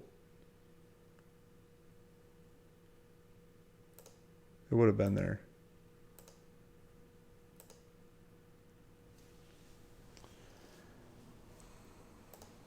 Yes, it's got to be most economic on the website that's still for sale. I'm pretty sure that one sold. John Chasson, you're talking about a Sprinter van conversion. Yeah, exactly. Sprinter van conversion. A lot of them around. I'm a fan of old Astro vans myself. Yeah, exactly. I used to have an old Astro van. That was one of my first vehicles. I bought it from a lady who I used to mow her lawn and clean her windows, and she gave me a really good deal. It was like $900 or something for the van. And I had saved up some money, and my parents put up like, I don't know, maybe half. My mom, I think, matched half the money, and I came up with half the money from like mowing lawns, and I got this Astro van. And that van, it could pull my little boat. I had this little aluminum, boat on a little trailer. I could take it to different lakes. It's cool. But the thing I remember about that van the most was it was front wheel drive. It had runners down the side, and running it in the snow, in the deeper snow, it would float. And so the van would just like go everywhere in the deeper snow. And I remember doing donuts in the snow and having my friends in the back of that van, and they'd be throwing up because the back of that van would spin around so fast in the snow. And I got stuck in a snowbank, like kind of, with its side leaning on the snowbank, and we had to use a winch and like tie it to a tree and get it straight and dig it back out. Yeah, that was a fun van. Afternoon, Luke. Sorry, I just saw it was sold. Yeah, it's fine. For screen sharing on 2 computers, use Splashtop. I don't know that one. Splashtop. I'm using OBS Studio. I'm using that for live streaming, feeding it into YouTube. I don't know Splashtop. What counties do you recommend to avoid for new land investors? Yeah, how about Elko County, Nevada right now that everybody and their brother is mailing land to? Mojave County seems to be getting a lot of offers. Um, those two I would avoid. But just go someplace that doesn't have a lot of crazy competition. I think it's gonna be a lot easier on yourself. You probably won't get as many deals, but the deals you get will be a lot more economic, a lot more unique, a lot more real. You'll have a lot less competition. You'll be the only one buying and the only one selling, and you can make up the buy and you can make up the sell and you can own the market. And you can just thumb your nose at the realtors or whoever else is there. They're asking 50 grand, you go buy it for five, sell it for 10 or 20, and just wave at them asking 50, like it's sitting there for 2 years and never selling anything. That kind of market, I think it'd be great. Go find those. There's a whole bunch of them out there. There's over 3,000 counties in the US. Not just counties. I mean, there's counties, but then there's different classes of property in counties too. So I think a lot of people think of, I'm going to mail this county. Well, I just did a mailer this weekend that was like 150 units, like a really small mailer, but it was to a specific zoning in a specific county. And how do you find that? Well, I don't know. I thought what I'd do next is I'd go to San Diego County and I'd look up all the different kinds of zoning that you could have in San Diego County and look through them and see what they're selling for, what they're trading for, break it down. I'd like to get some multifamily stuff. Maybe it's got a house on it. Maybe it's $1 million house, or hopefully it's not. I don't know, this might be too much money for me. Now I'm thinking about it. Maybe it's like a $500,000 house or $250,000 house or something. But I could put like an apartment complex on there and go buy that old dumpy house for a discount to what the market is and sell it for a bulldozer and a apartment complex kind of people that might want to buy it. It's like buying vacant land, but with something on it. And for just underutilized stuff, maybe that's not where to start. But my point is, 3,000 counties. There's different uses in each county. Like you could go for lots, you could go for acreage, you could go for mobile homes, you could go for homes, you could go for office kind of land, you could go for retail kind of land, you could go for multifamily kind of land. One of the things I just did about this one I was looking at was I pulled up Redfin, and Redfin has some really sweet data, and I looked at and I sorted it by what's sold and pending, and I sorted that, and I was looking for something else, but I was just doing this I'm doing this for example, and the thing that comes up at the top of the list, what's the last thing that sold? Now, Redfin is not available everywhere. It's usually in the hotter markets and the more active markets. It's not in like Arkansas, for example, but it's in some of these places where there's trades going like crazy. So what's the last thing that sold? And then you got a spreadsheet of that. You can download the spreadsheet and study it and stuff. Let's sort by days on market, or better yet, hours on market. Hours on market is much better to look at than days on market, because the ones that are on the market for hours, like that stuff zings, like it's going fast. Like if you're gonna go buy something to resell, go buy something that's gonna resell fast, right? Not Elko County is gonna sit there for a year before somebody comes along and buys it. I mean, they buy it, you make money on it, it's great, it beats the stock market and everything else. But if you want to start in the right foot, I wish I did way back when I started with stuff that was gonna sell tomorrow. Like as soon as you got it, it's sold. And so go find that stuff that sells that fast and look at it. What's the zoning? What is it? What size is it? What are people buying it for? What is it? You could call the realtor and ask them. It's already sold. Why don't you just ask them? Like, who bought it? Why? What are they going to do with it? The realtors will tell you. They hope to get you signed up for your business someday. It's like, oh, it's zoned this and it's this size, and in that area, it's like whatever they're going to do with it. It's pretty cool. We got databases. Go look in your data, buy some data. Go buy the ones next door that have the same zoning, all the ones in town, in the county, in the area that got the same zoning, the same size, the same attributes. You know what it just sold for, right? Because you just saw it go by. Now you know what to offer. So you know what they sell for in hours. Like maybe you screw everything up and yours takes a month or two to sell.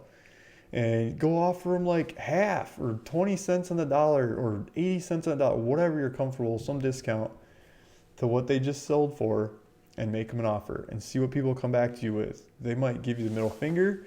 They might tell you that, yeah, sure, how fast can we sign? How fast can I get paid? How fast can we pull this off? And other ones, like calling the attorney general and telling them that you're a slime ball. It happens. There's no laws against it. You can make them an offer. If you do it through the mail, if you call them on the phone, that's a different story. But if you make it through the mail, it's they can just throw it away, and they can call you back if they want. But they don't have to. So you can buy the thing, and if they want to sell it to you, and turn around and put it up for sale and sell it fast. So if you're starting out, go look at what just sold. Look at the zoning, the size, the attributes, what it is. What is it that just sold in the areas that you're interested in? And there's different reasons to pick different areas, but whatever area you're interested in, go see what just sold. Zillow can show you what just sold. Redfin, I think, is a lot better at showing you what just sold if there's Redfin in the area.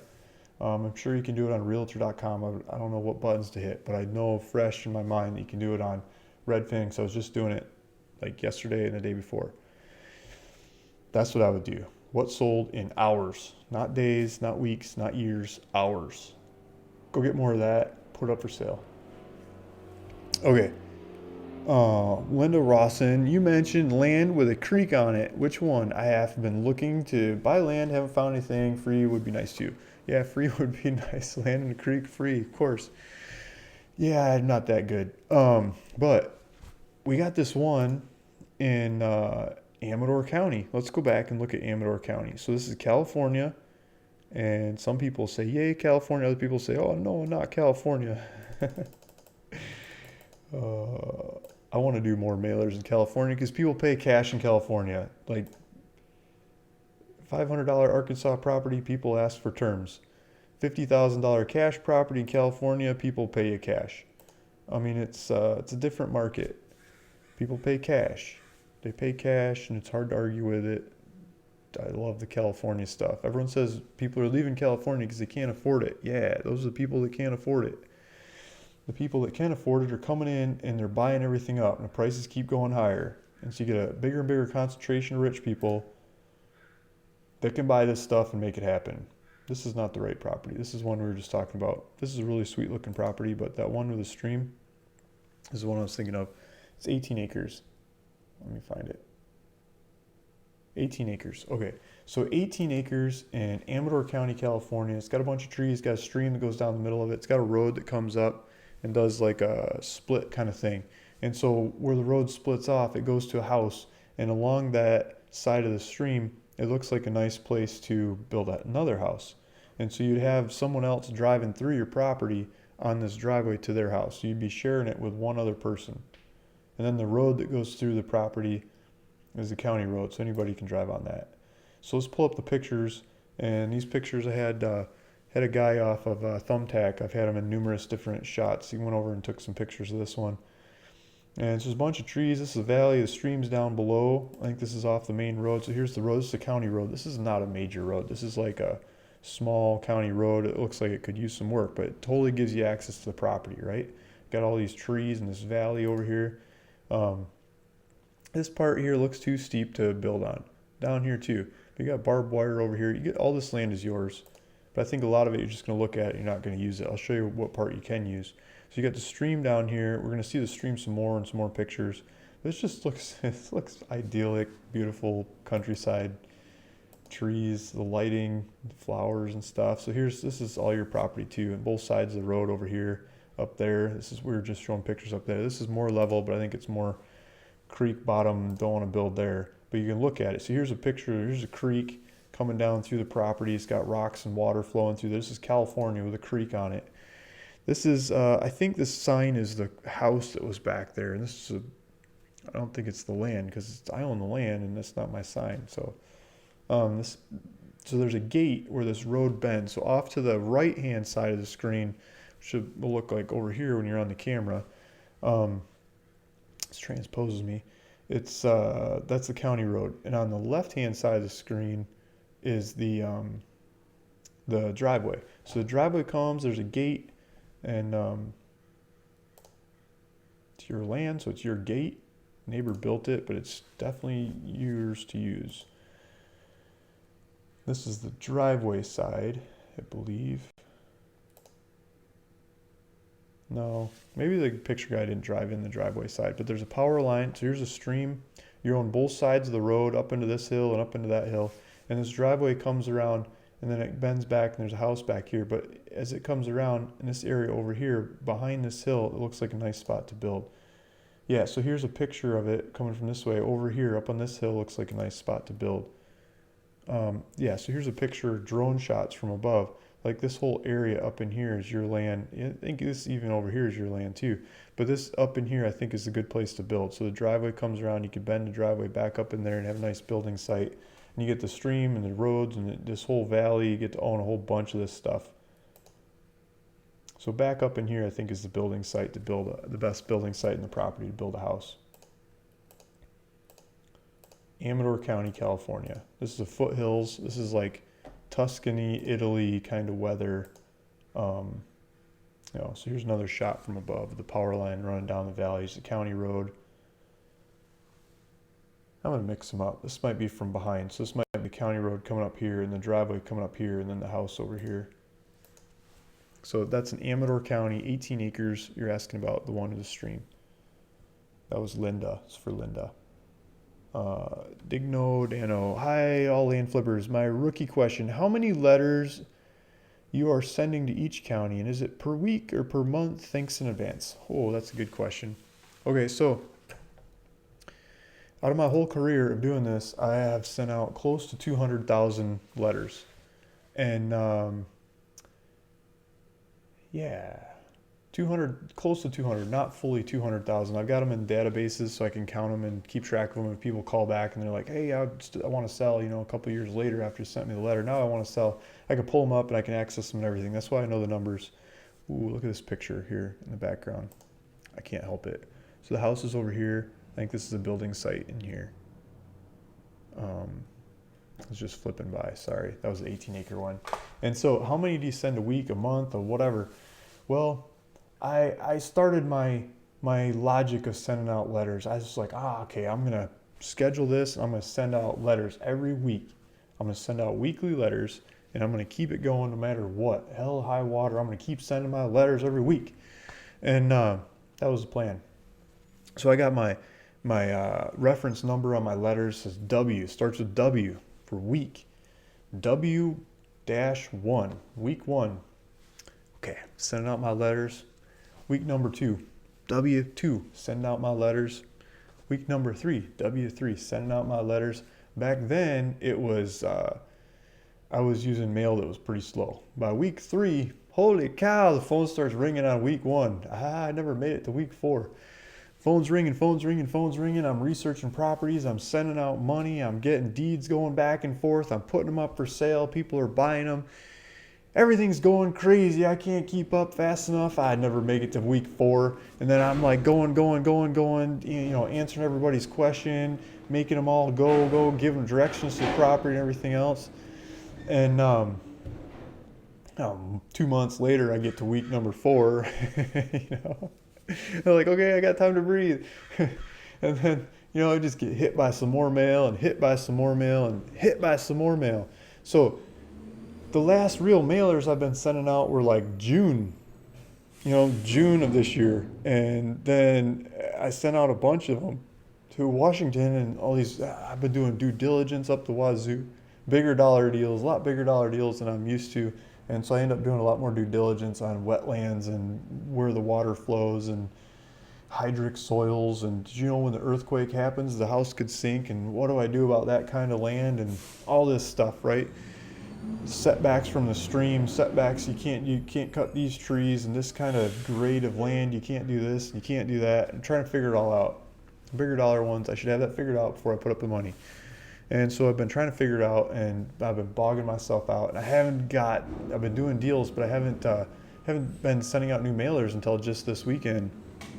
And it's November, it's July, August, September, October. It's like 4 months later in between week 72 and week 73, 74 in my history of mailers. They're not weekly spaced, so it's a boom and bust thing, and I wish I could get it to be more of an even keel.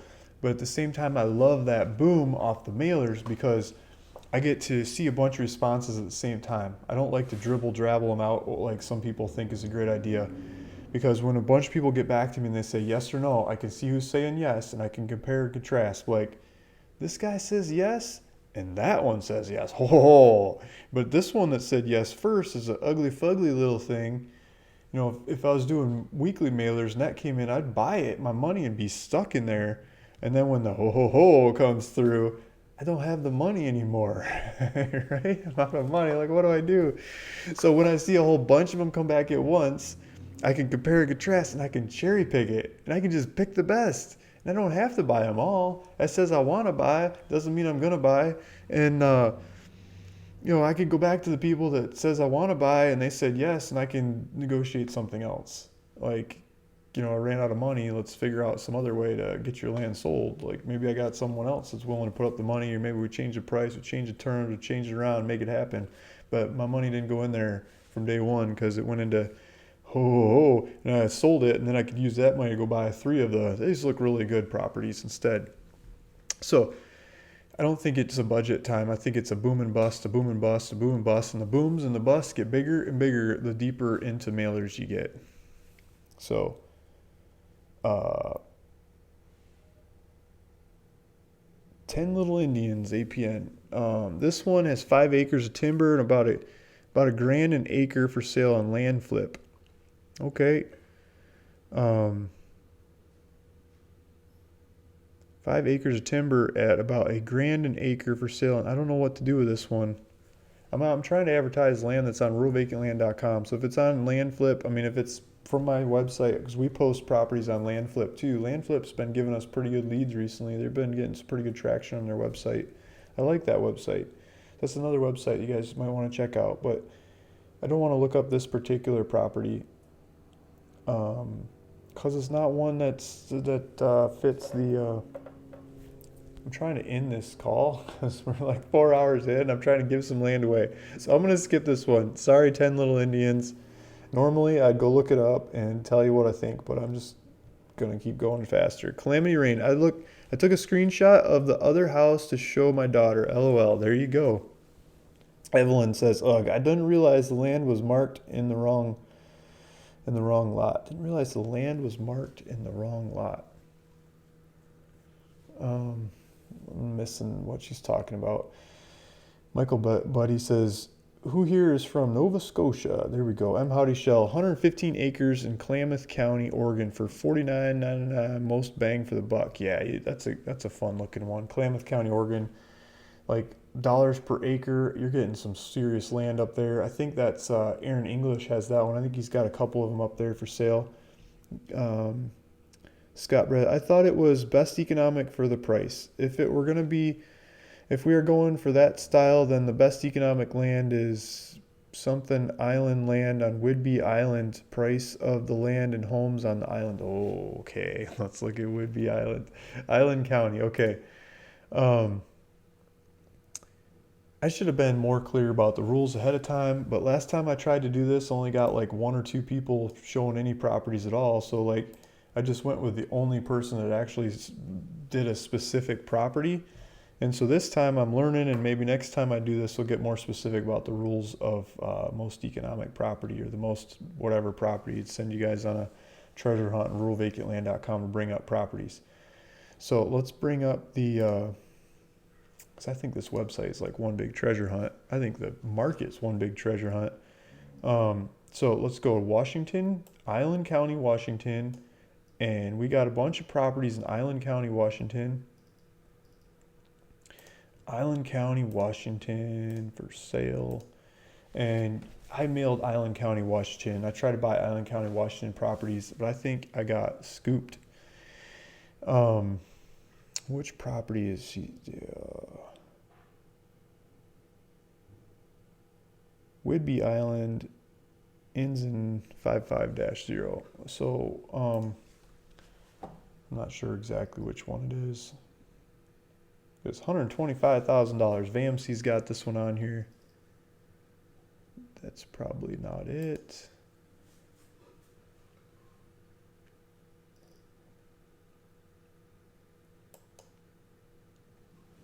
So let me just throw a little caution in the wind here on Island County. got to be careful about the water because there's some serious water issues in Island County because it's an island, right? It's an island in the Puget Sound, and so they're very conservative about water regulations on drilling for water and getting water to the property because they don't want seawater to intrude into the island and kill the core of water that's there. So you really got to do your due diligence on water in this county. But there's a bunch of houses because all these neighbors have figured out. So that caution probably doesn't matter. Neighbors figured out. There's got to be a way for you to figure it out. This is not the right APN. $25,000. It's got numerous different properties in Island County. VAMC does. $80,000 for 5 acres. Doesn't say the size. It says the APN, but I'm looking at it on the wrong computer to cut and paste it. So maybe I should rethink the structuring of my setup here for videos so I can cut and paste stuff out of the comments. Geez, there's a lot of Island County. This is great. This is really cool. Thank you, Vamsy, if you're out there listening. There's a whole bunch of these Island County. 80 grand the house next door. Look at that. $10,000, Island County. If you go look at the price in the market on these properties, you're gonna mess up your drawers compared to the price of the ones we've got on here. I mean, there's some fancy properties, and I think you gotta do your due diligence on these properties. Like, you gotta go make sure. I'm not saying there's something wrong with them. I'm just saying you gotta research them and make sure that you can build on them because there's a lot of moving parts, and I think a lot of it revolves around water source to your house on these properties. I mean, there's houses right next door, so there's probably city water that you're hooking into, because you're not going to drill a well here. You got to have 200-foot radius circle to fit a well onto your property, or get easements on the neighbors' properties to do it, or use city water. So I'm just looking at that one. 5.5. Oh, that's the right one. Yeah. Okay. So this is the one that Scott Bradley's pointing out. Okay, $35,000 for a 1/4 acre. Look at this thing. It's got houses next door, houses north, houses south. There's water right over here. I'm not sure if that's the sound or if that's a pond. It looks like a pond. So right across the street from that's the sound. Okay, so you're probably looking at it. You probably got views. Okay. So we got Kitsap County down here, Bainbridge down here, we got Seattle over here. If we go to, let's get a map. Everett over here. So there's a ferry coming in here. If you go up to Burlington on the 20, you can truck stuff in here. So you can drive up to it without going on the ferry, but it's gonna be a long roundabout drive. But you could ferry across and get to Seattle a lot easier. This is Whidbey Island. Got the park right across the island. As we zoom in, Honeymoon Bay. Sounds beautiful. Let's see what happens. I think we're going to get street view and be able to see the water from here.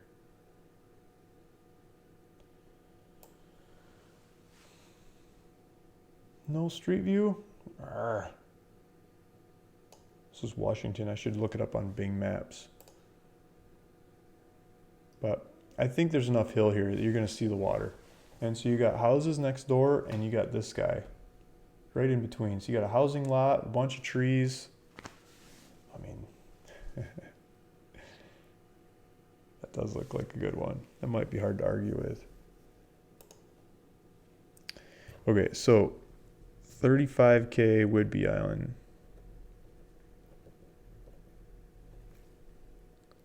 This is like shiny object syndrome, guys. I'm gonna go from one to the next.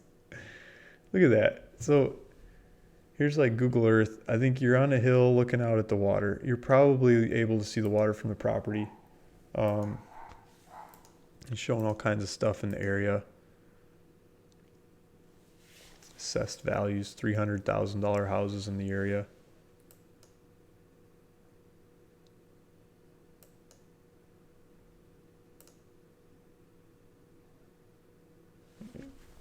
all this, the sizes. That's pretty neat. Okay, so who put that one out? Scott Bradley. That's tough. It's between the 5 acres in Amador and Whidbey Island. Okay, let's keep looking at them. I'm not going to decide right this second. Let's keep thinking about it. Scott Bradley, Whidbey Island. Prices of the land and homes on the island are going up. Having land on the island is super valued. You could literally turn around and sell for higher right next to Honeymoon Lake. I've fished there and it's very beautiful. Sounds like good sales pitch, Scott. It's going to be hard to argue with.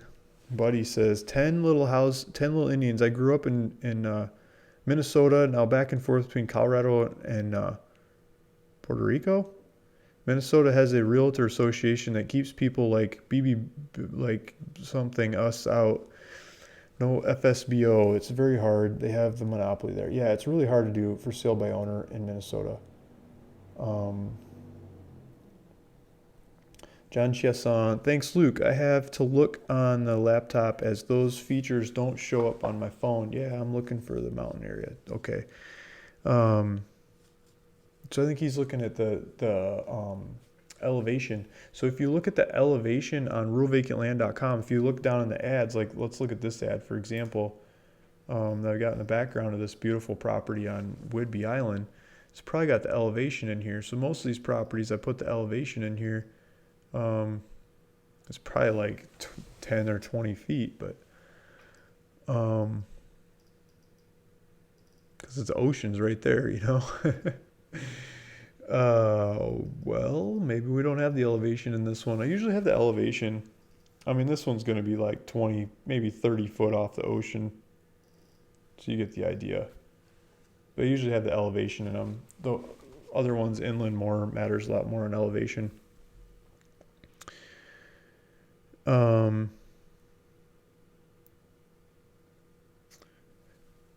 Miss Lane says, hello, Luke. I was looking at this property. What more can you say about it? Plus, looks like in front door is off or gone. And she gives me GPS coordinates. Let me see if I can pull this up some other way. So, Jethlin Lane.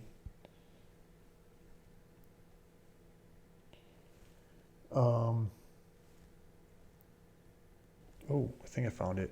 Okay, I think I can do this.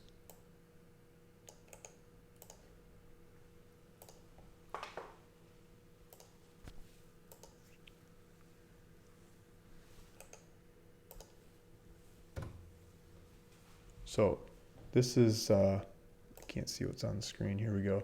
So this is a house. Oh yeah, this one. Okay, so what more can I say about this one? So we were just looking at this one. We had this one pulled up. So in street view, this house is here.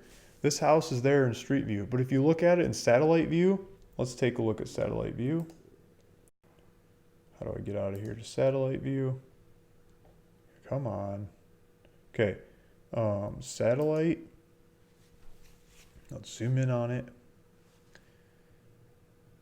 It's got a park across the street. That's pretty cool. Come on, satellite view. Come on, satellite. The nice thing about pulling this up on Google Maps is I don't have to pay for it. You guys don't notice the bill coming off of ruralvacantland.com on the maps. That bill it doesn't fit in my budget because it's a monthly recurring bill, but it's different every month. It's a weird bill. So the point is, if you zoom in on this on satellite view, the house isn't there. And I think the satellite view is newer imagery than the street view. See the driveway in the house, the one we got, that's the brick house with the metal roof. This ugly fugly one next door is gone. It's gone, gone, gone. This is buried in trees, but it doesn't have any trees over the top of it. It belongs right there, and it's not. It's just gone. So, what was the question? What more can I say about it? Plus, looks like front door is off or gone. Yeah, I think it's more than the front door. I think the whole house is gone. Yeah, so this one, the front door, I think the whole house is gone. But this one, I mean, it looks like it's got a front door. This one looks like it's taken care of. Looks like it's got one of those metal cheapo $119 Home Depot fired outside doors. Maybe $129, depending which Home Depot you get them at. Yeah, so this pictures looks a little weird, like the bricks are not even, but I think they are even. The picture's just not even. Looks like a nice house. I don't know, there might be even a garage in the back. Looks like the kids used to throw balls at it or something. Got rocks through the window, just got picked on. I don't know what more to say about it. You gotta go look at it, see if it's your place. Scott Bradley, with more jobs being brought to Whidbey Island, more people will be looking to build homes on the island. Also, Boeing employees like to live on the island as well as the military installation there. Yeah. Scott Bradley, tons of new people moving there every day. How would say Hawaii seaside parcel, but it's small. 7,999. Yeah. I think Scott Bradley's got a better one. The Whidbey Island and Terry Anderson are the two homes for $19.99. I think those are both better. But I think, or the 5 acres that Milan has, I think they're going to be more economic than the Hawaii ones. Maybe I'm biased. Hawaii did the volcano, and that part of the Big Island of Hawaii that property's in, if I'm thinking of the right property. And just the market went kind of no bid, and so it's starting over. It's coming back around, starting to bid. You know, I've sold stuff since then, but for a while there's just no bid, like nothing happening. I like the Hawaii ones, but there's a ton of them out there. Like there's tons and tons of them. You're peeing into the wind, buying and selling those properties. Like there's just like the southeastern corner of Big Island, Hawaii. Like vacant properties, there's more than 50,000 vacant properties, not on the market, but available in the marketplace. It might be more like 80 or 90,000. There's crazy numbers of properties, vacant properties there. Crazy. People split them up like crazy, sold them off to everybody and their brother. Those things come back on the market continuously over time. So you're always fighting the others coming back. And if yours is for sale for half the market and the other people are looking to go sell theirs, they go knock it down less than you know. It's when there's not a whole lot of other properties in the area that could be up for sale. Like if you got, like we were talking about finding weird areas or weird zoning and stuff where the population of the potential for sale is not anything of size, it's going to be a lot easier to go write your own price and your own story, make up the buy, make up the sell, and get a lot bigger spread out of it. When you have 50,000 to 80,000 similar product in the same marketplace, it's a lot harder to make your own way and make a spread out of it. It's going to be much more commodity priced and harder to get a spread. You can get a spread. You just got to send more mail to buy at a lower price. It's economic, but it's harder. Lava rock, no grass. Evelyn says, I've seen plenty with melted in southeast North Carolina when it's facing the south direction. Oh, maybe here's someone proving me wrong. The siding is melting. I've seen plenty with melted in the southeast North Carolina when it's facing the sun direction. No shade, yup, it wraps, sags like exposed to heat. The sun is intense there. Most homes don't have the siding for that reason. Wow. Okay. So I think we were looking north at the house, and I think that was the eastern side that was melted, if I'm thinking right.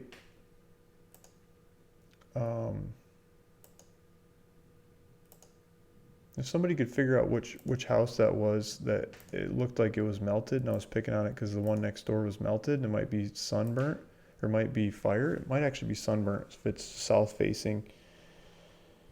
Southeast North Carolina, when it's facing the south direction. So maybe that was south direction. I was just thinking about it wrong. I'm trying to think, but I kind of think it was east side that was facing, but it might have been the way the road was set up, and I'm not just looking at it right. So who won? I didn't get there yet. I want to get a winner here soon. We've been going too long. What are you winning? Yeah, land. I'm gonna give some land away. So I think I'm getting down to the bottom. Free land. That's insane. Would be a fun way to own your first property. I would take it. Take any area. Exactly. Give out free land. We give out free land here all the time on ruralvacantland.com. Every Monday morning at 9 a.m. Guys are like, "Hey, I didn't know you give out free land." I give out free land. I don't want to just blast out free land to everybody. And then a bunch of people that show up that just want the free land. I want people that show up that want land and might pay for it someday. I've had numerous people that I've given free land away to. They earn trust and then they come back and buy land later on, or they refer people. I mean, it comes around, goes around. I think it's totally economic to give away free land, especially if some of them come back and let me resell it for them. I charge them half the profits on the resale, and they get cashed out, and I get some cash out of the deal. Lots of times they see the numbers, they see how it works, and next thing you know, they're buying a dozen properties to go do it again, and my business grows. Free land, that's insane. Yeah, sign me up. I'll take some free land. Exactly. Military will come in with their GI home loan and use it to build homes on Whidbey Island. Scott Bradley's got the sales pitch here.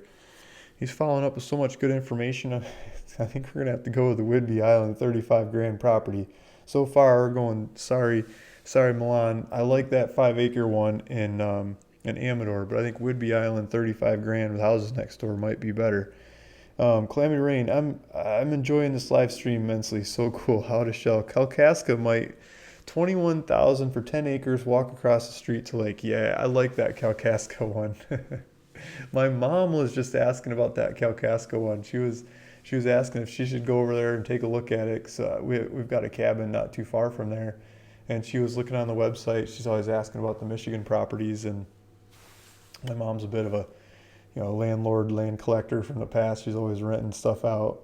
And now she rents out this cabin that we have in northern Michigan. And that's the one we stayed at this summer with the kids. And I think I showed some pictures of the background. I wish I could show the inside. It's not a mess. Maybe someday I'll do a live stream from that cabin. It's an A-frame style cabin, log cabin, a big, beautiful stone fireplace, stones picked from the lake and stuff. It's a classic cabin, but she's always looking at other deals too. So that's, my mom was checking out that 10 acres. She thought that was pretty cheap for Kalkaska. And it's a great snowmobile property. A lot of people in Kalkaska, or a lot of the land in Kalkaska is great snowmobile on snowmobile trails and stuff. You get lake effect because it's 200, 300, 400 foot above Lake Michigan's, not sea level, but lake level. From our place on the lake to going back up the hill, they get snow. I drove through there twice a week, like my whole childhood, to and from our cabin, and snow. It would always start snowing there first, and it'd stick there the last, and the snowmobilers go crazy. Most economical, Colorado City, County, Idaho, or ID number, best investment land in Colorado City with power, water, and sewer. 0.16 acres for $4,000 cash or 140. Evelyn's got a good one there too. I want to talk about these rather than pulling them up. As much as I want to pull them up and highlight them all, I got to go to the bathroom, guys. And this call's been like 4.5 hours, so I'm going to cut this off pretty soon. So Luke, did you ever follow up on the land I won a long time ago but never received? Thought I did.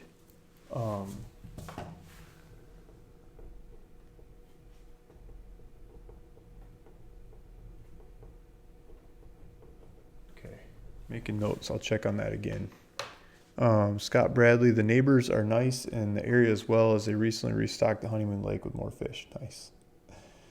Okay, so I think I'm getting down to the bottom of the comments, and thanks guys. Thanks everybody for putting properties in there that look great, pointing them out. I think this treasure hunt style of giving land away is a lot more fun than asking a stupid question and looking for an answer. And so I want to do this in the future. So next Monday, I'm going to do this again. Go look at properties, research the properties, figure out what you think is the most economic, pitch your case like Scott Bradley's been doing on this Whidbey Island one. Scott, I'm going to give you a free property today for being so cool about pointing out this Whidbey Island one. I would have never thought of that one out of the list. And you're just coming in with more and more information of why this is going to be such a good one for somebody. Scott Bradley wins today's free land. I'm going to give you a piece of property. I'm going to need your information. So please email your information to Gilian at ruralvacantland.com, Gilian at ruralvacantland.com. I'll try to type it out here too.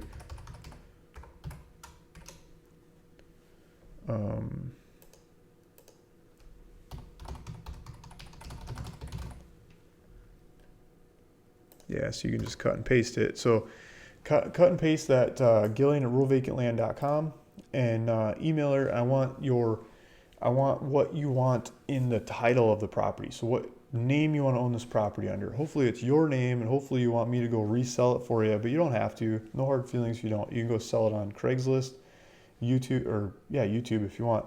But you could sell it on Zillow. You could post it on Zillow for free. You could post it on Let Go for free. You can post it on What's Up. You know, so there's a bunch of different apps you can sell it on for free. I don't know why I'm losing my mind right now, but you can post it all over the internet. You can put it on eBay for not a whole lot of money and turn it into some cash. Or you could use it. You could love it. You could have fun with it. You could tell us about it. Go make some videos like Extreme Finance or Extreme Budget we were talking about earlier in this video has been doing, and highlight the thing. Go build something. Make a YouTube channel out of that. Whatever you want to do with it. Okay, so that's for you. Send your information. Also want contact information like a phone number in case something goes wrong and try to figure it out. I'm going to send you paperwork to sign, so I need your mailing address to send it to you, and you're going to sign this stuff. It's going to have the envelope in there and everything. You sign it and send it to the state with the money I put in there to go to the state and eventually send you back land. If you get a letter, you get something went wrong, notice from the county, the state, whoever, let me know. Take a picture of it, text it to me, email it to me, show me what's going wrong, and it'll help me fix it, get on it, make it happen.